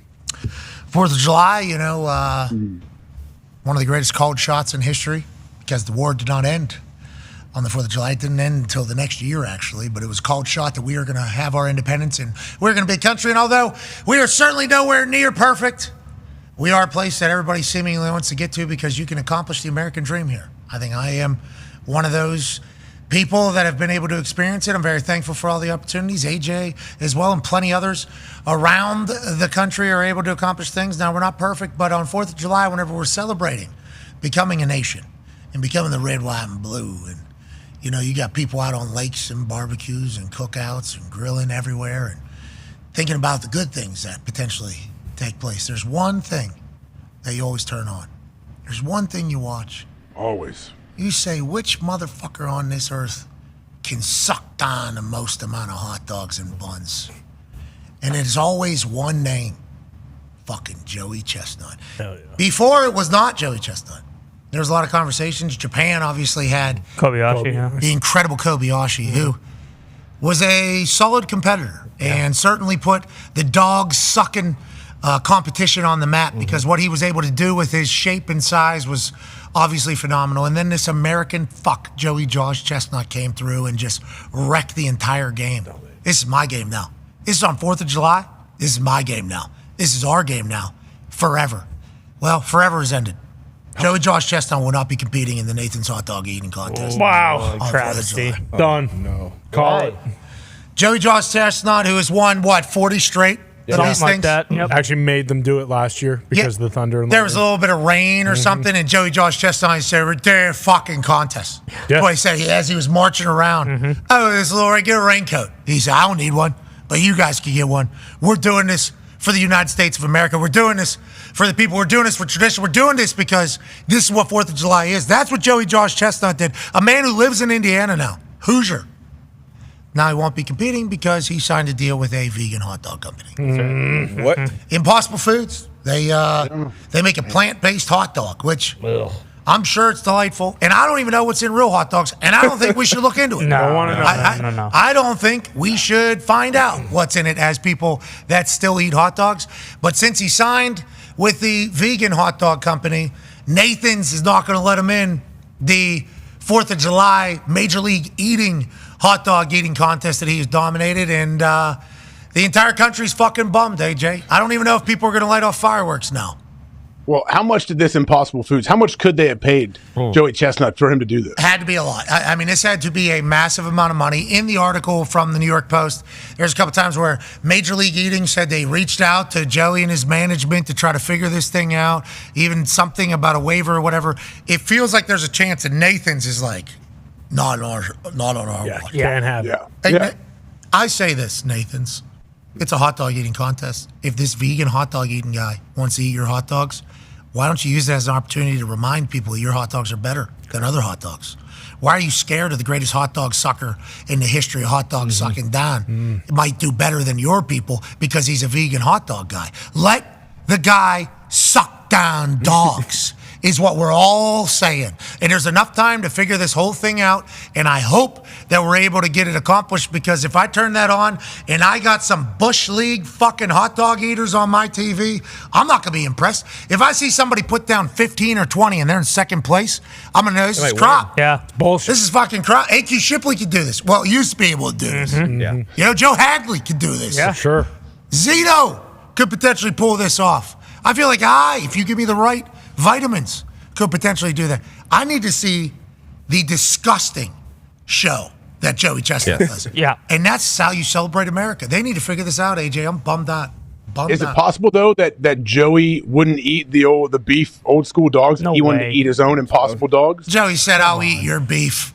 I'll eat their plants. You don't care. I just want the title. I want to be known." And the Impossible Foods people were like, "Yeah, we got no problem with Joey winning your contest. He's going to come right back to our plant-based hot dogs as your champion." So they're probably dangling that over Nathan's head a little bit. God. And Nathan's CEO was like, "We got a fucking vegan hot dog company talking shit to us. No way are we letting this happen." Because imagine if he came walking out dressed as a plant. Oh boy. I don't think Jaws would Joey? do that. Yeah. Would Jaws do that? What if he came out dressed as a plant? Brand new Joe. What plant? What plant? This is vegan Joe. Celery See, or that's the something? thing, though. I mean, we could say that Jaws, likes eating vegan hot dogs. I mean, he doesn't give a shit about his health. I just saw the guy fucking wolfing down pints of ice cream the other day at a baseball game. He had like 7 pints of ice cream in under 2 minutes. So guess what? If you're doing that, eating vegan dogs instead of, Nathan's Franks, that ain't doing it for you. And for Nathan's to say a rival hot dog company, nobody's eating those fucking vegan hot dogs. Nobody is. Nobody Okay? is. Let's call a spade a spade. Nobody. If Ballpark Frank's guy Exactly. was coming in. Correct. Then I get it. If Vienna Beef is coming in and doing something, then Thank you. now we're talking. Yeah, this is bug windshield situation. It is. I don't know a lot of vegans. That's on me. I apologize. I live in Indiana. It's not on you. I don't know how It's many on there them. are. There are not many here. Legit. I If don't even know any. if you're allowed to be. Truly. I honestly have no idea. Eat some beef. Okay. You're talking to Joey Jaws Chestnut right now? Yeah. But I don't know how many vegans are thinking to themselves. Once again, I don't know a lot of them, so this is very hard for me to project and eat whatever the hell you want to eat. I don't give a fuck. Yeah. Yeah, Diaz whatever. brothers, I think. I believe the Diaz brothers don't eat meat. Yeah, exactly. And they can beat the fuck out of everybody. So whatever you want to eat, whatever makes you happy, fucking do it, is how I feel. But I don't know how many vegans are like, you know what, give me a hot dog, right? Is that? No. That is not like a meal of They choice. can't sell that many. There's no way they're selling a ton of them. Well, they gave enough money to Joey Jaws, but was that from a funding round, the money? It's for everything, though. I would assume it's not just their hot dogs. They have all kinds of food that they. Oh, so he's gonna destroy For the their brand. burgers, because they Yeah, got yeah. Impossible Burgers. I think they did a deal with Burger King, Yep, right? they do That like is correct. sausage. Is that like vegan? breakfast sausages. Huh? No, was that vegan ice cream he was eating? Not a chance.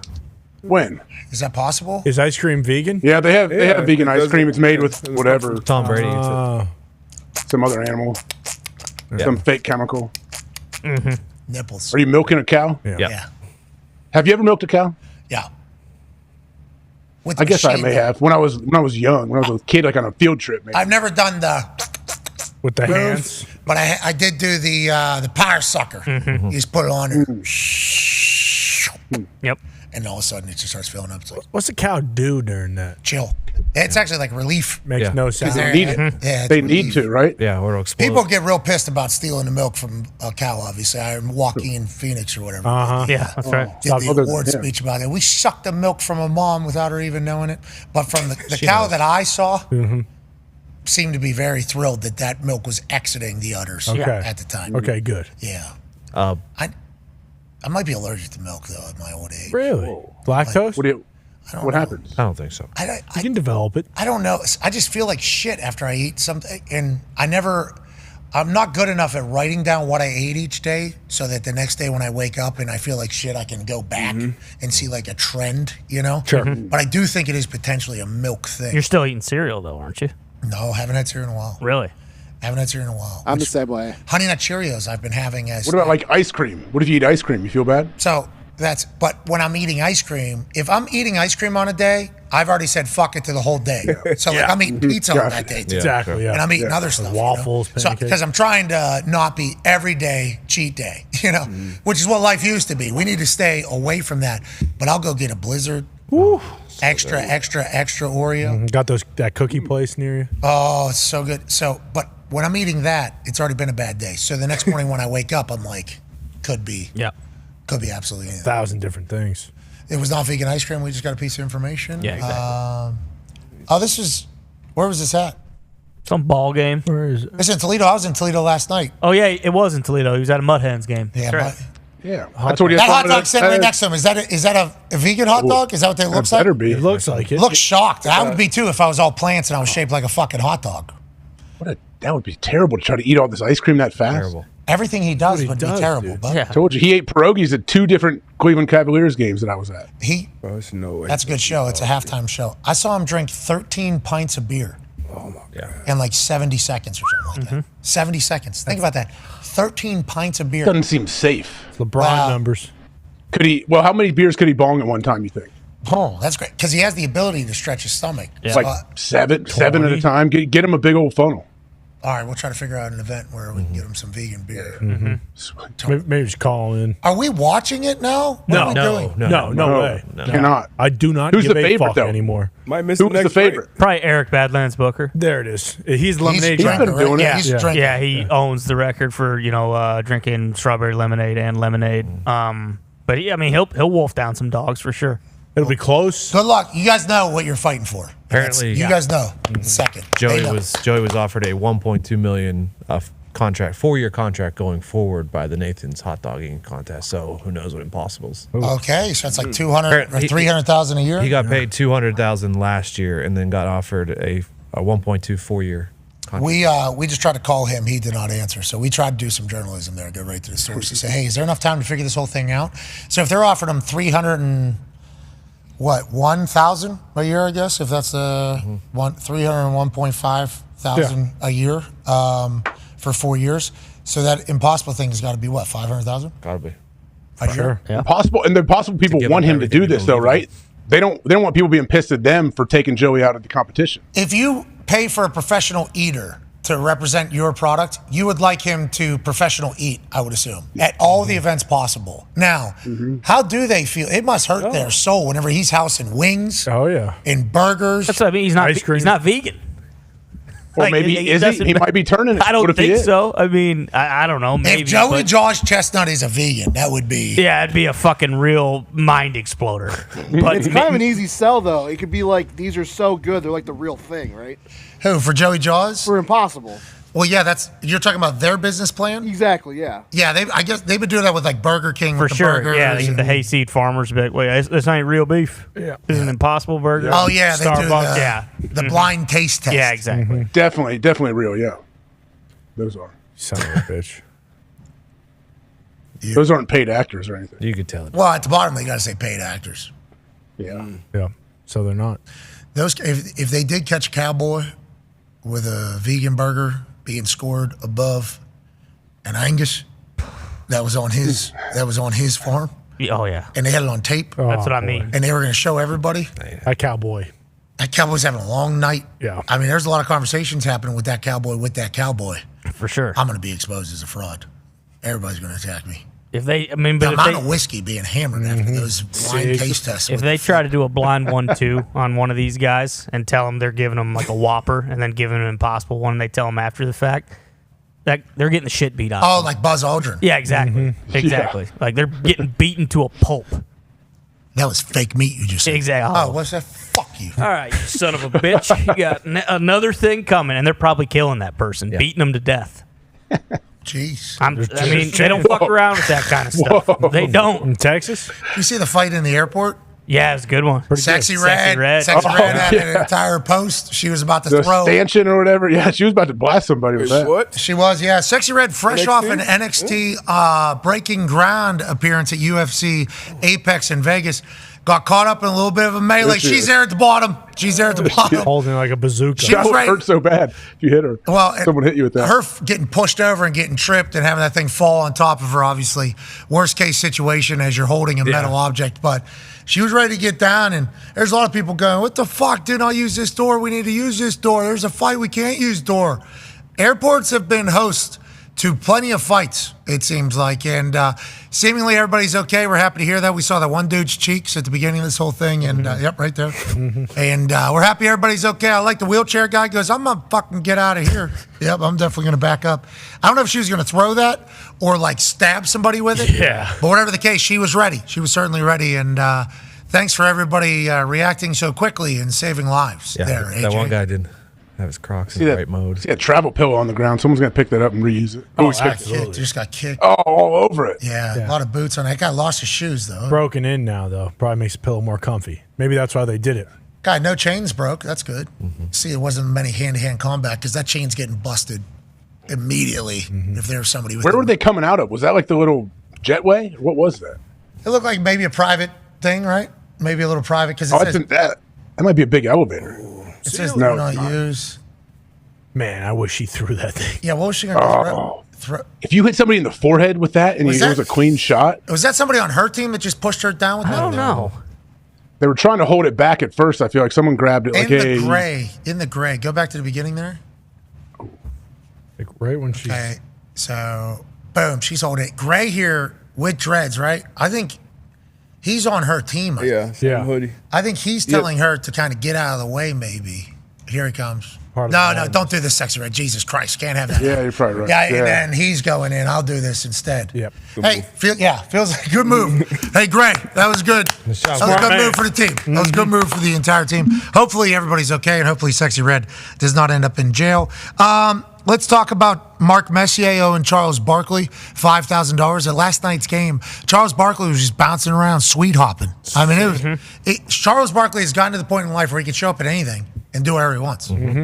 Congrats to Chuck. You got to earn that. Yes, he did. Everybody's happy to see him, though, and everybody's happy to see him. And wants to, hey, come into our box. Like you've seen it in person. Like everyone wants to see Chuck. Yeah, seen it at the golf tournament, at these live events on TV, you actually see him just walking suite to suite. Only human in any arena invited into every suite that they have. And anytime he gets on TV, he is electrifying. Here's a Mark Messier, Charles Barkley story from last night. Along with Mark Messier, PK Subban, and the newest member of ESPN's NBA coverage. No, Mark owes me $5,000. Are we still doing this? He owes me $5,000. He's never paid me. Ness, what's up? I took a delay of game. He was sitting courtside in Canada. That's true. And it's a true story. And I said, Ralph, I need to go talk to the great Mark Messier. He's like, Chuck, you're going to get a delay of game. I said, I don't care. It was the first time I had been around in my life. He was sitting on the front row. I said, I'll take the fine. So, Mark, you owe me $5,000. Feel free. That was like 25 years ago. We'll play golf for it. You played with Wayne the other day. I know. I heard all of your golf games. I wonder how expensive their haircuts are. Yeah. I'm getting better. I played with the great Jason Kelsey and Mike Quick yesterday. Nice. It was one of the best days of my life. No tequila. No, Jason Kelsey's just golfing with Charles Barkley. Yeah. I mean, like, congrats, Jason Kelsey. Yeah. But also, I like that Chuck is so transparent, tells those stories, pays his respect, and is beloved. NHL's growing too, AJ. Any type of thing like this is good for the game. Chuck is huge for hockey. I mean, when a guy like that who wasn't always a big hockey fan, like when he talks about hockey, you can see like how passionate it is and how much he cares about the sport. And yeah, like when you see Chuck, like anything he's doing, he seems to be having a good time. So I think he's going to attract people, and they're going to say, I might need to check that out, whatever he's talking about. He enjoys every moment, and I think he was always a hockey fan because he said 25 years ago he saw the great Mark Messier and said, I have to go talk to this person. It's the first time I've ever been around them. Just not publicly. Hockey's in a spot now. Obviously, we saw Shaq Hyman, with the TNT run because TNT Hockey and TNT NBA, same studio or studios right next to each other. It's like Charles Barkley talking about it. Shaq talking about it. You get people from outside the hockey world talking about hockey. All of a sudden, it's going through the roof, and Miami is winning. It's like hockey has a real opportunity here to expand quickly, D-Bud. It is, and playing some good hockey, too. Obviously, Florida, Sunrise. You know, a lot of people say Miami, Sunrise, Florida. You know, we will be. I won't jinx it, but it's coming down there in South Florida. But Mark Messier was one of those guys that even if you didn't know hockey or follow hockey, like first time he came on the show, when I was on at least, my big brother texted me like, "Oh shit, you got Mark Messier?" That was like the Michael Jordan of hockey for us growing up. So he was one of those guys that transcended sports. That was a dope story to hear Chuck tell. Yeah, $5,000 too for a delay of game. That's nuts. Get off the guy's ass. NBA ref, old man. CBA. Those NBA refs, we're not getting into it. We're not getting into it. The NBA refs? I don't think it's the NBA. Oh, yeah. I don't know. We're not talking about it. Let's get out of here. So we don't need to do it. Just refs in general. Yeah, you're right. Good pivot there, In general, they all stink. TST refs had to be escorted off by police. Buddy. Makes sense. Oh, they did. Those were Really? those were like some of the top refs in the MLS. Like that's absurd. No, Nick, that's a proper response. What? There's no way. That guy who I went off on is a ref in the MLS. Grella told me. Gumpy got 2 yellow cards. No, 1 yellow card. Probably should have got 2. First one definitely should have got one. Almost got a red. Yeah, but then we came back. Some are saying, you know. Yeah, he rallied the boys. Yeah. You can't drop the gloves and fight out there, but you can certainly chew out a ref or 2. Yeah, Gumpy gets a yellow card at halftime of our, not this one. This is Reggae Rovers. There's no yellow card here.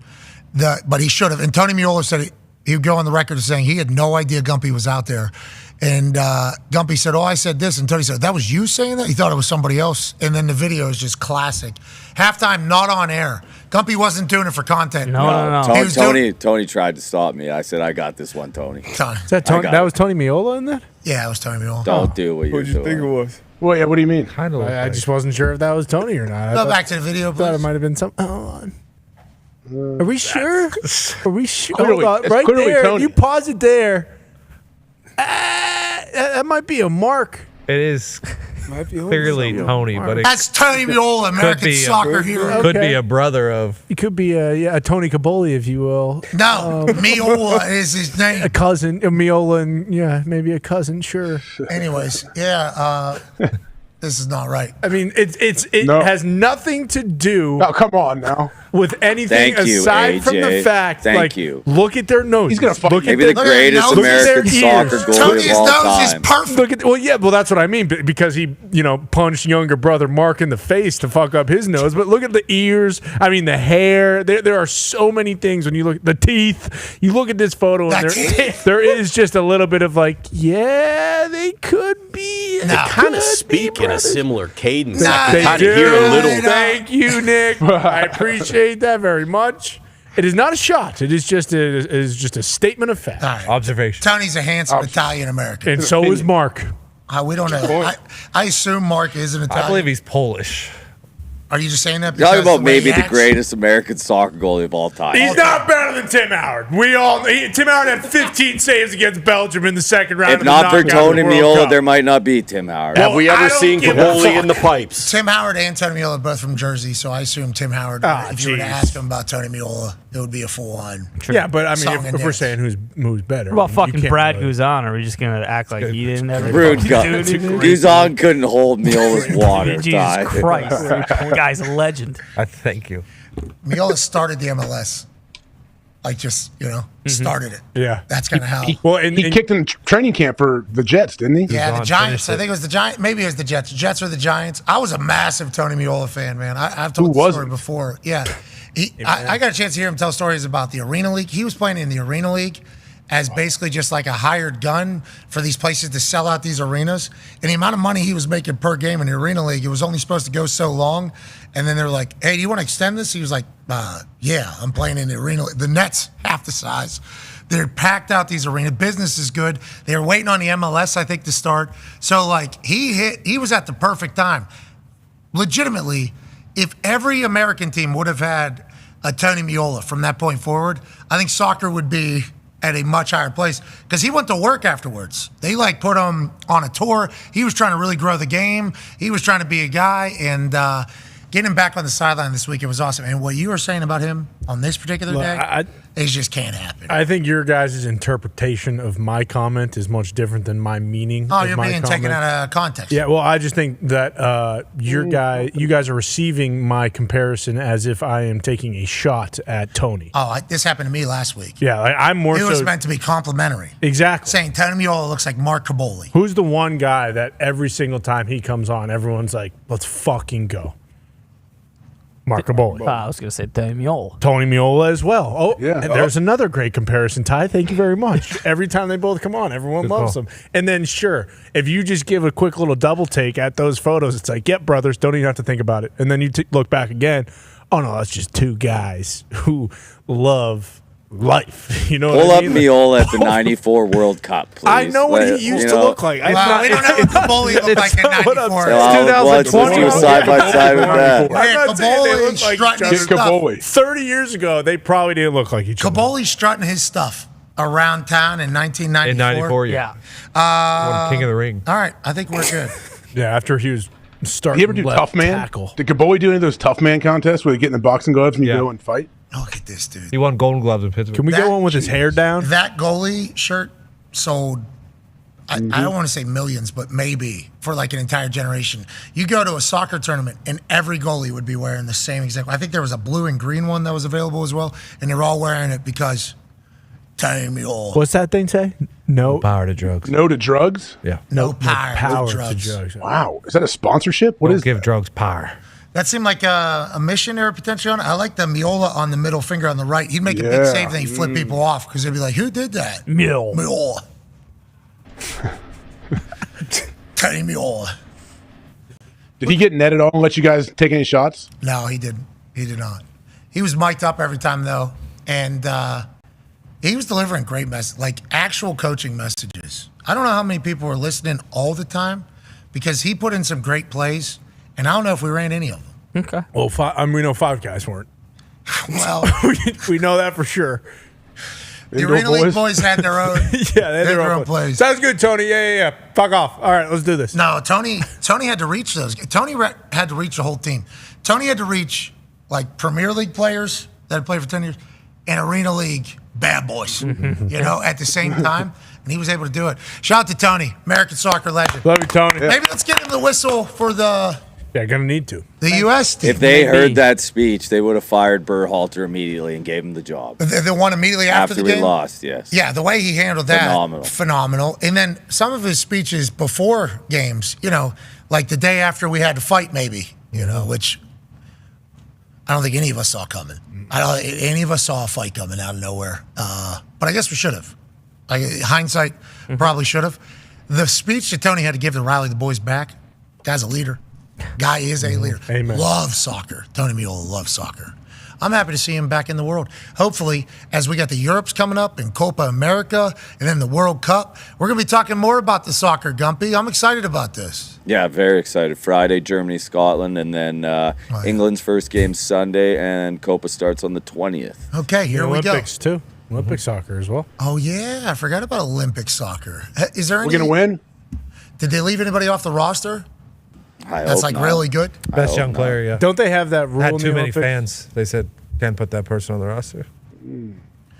Was that with the soccer team? Yeah. It could have happened with another team too, but I know it Oh, happened. that's what happened with Messi. Oh, that's why Messi's not on America's team. There it is. Too many fans. Not enough playing time. Not with this team. That's why the MLS is so upset Messi came, because there's too many fans now. Yeah, don't want eyes on it. No, They're not at making all. too much money. Yep. That's why everyone in the league's found him really hard. Yeah. I can't do it. No point. Don't do it. No point to it. Don't do it. The universe told you twice. You're a fucking idiot. Don't do it. How am I the idiot in this situation?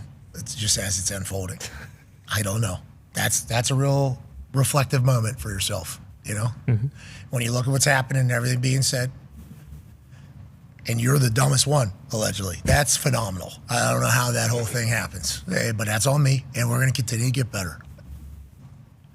So many dumb fucking things are being said about that. I just can't. One thing Every after day. another. Every day it gets Every dumber. Every day it gets dumber somehow. I'm like, is there no brains? Are there no... I'm the worst of them all, though. So That's why it's not worth what does that talking make me? What does that mean? It's a dead time. It's kind of a dead time. That's a part of it, I would think, too. I mean, I can't wait for the new face of the league conversation around fucking Nathan's hot dogs now that Chestnut's out. Yeah, you're right. All right, who's going to be the face Let's of the get league? back to that. Who's going to be the face of the league? We need to figure out how to get the vegan boys with the beef boys for the 4th of July, because that's America. Everybody coming together. Melted pot. Boom. That's what it's all about. Hell yeah. Just like this particular program. We can't thank you enough for watching and listening wherever the hell you may be. You're the greatest people on earth. Be a friend, tell a friend something nice. It might change their life. We're in this thing together. Team on me. Team on 3. 1, 2, 3. Team. Goodbye.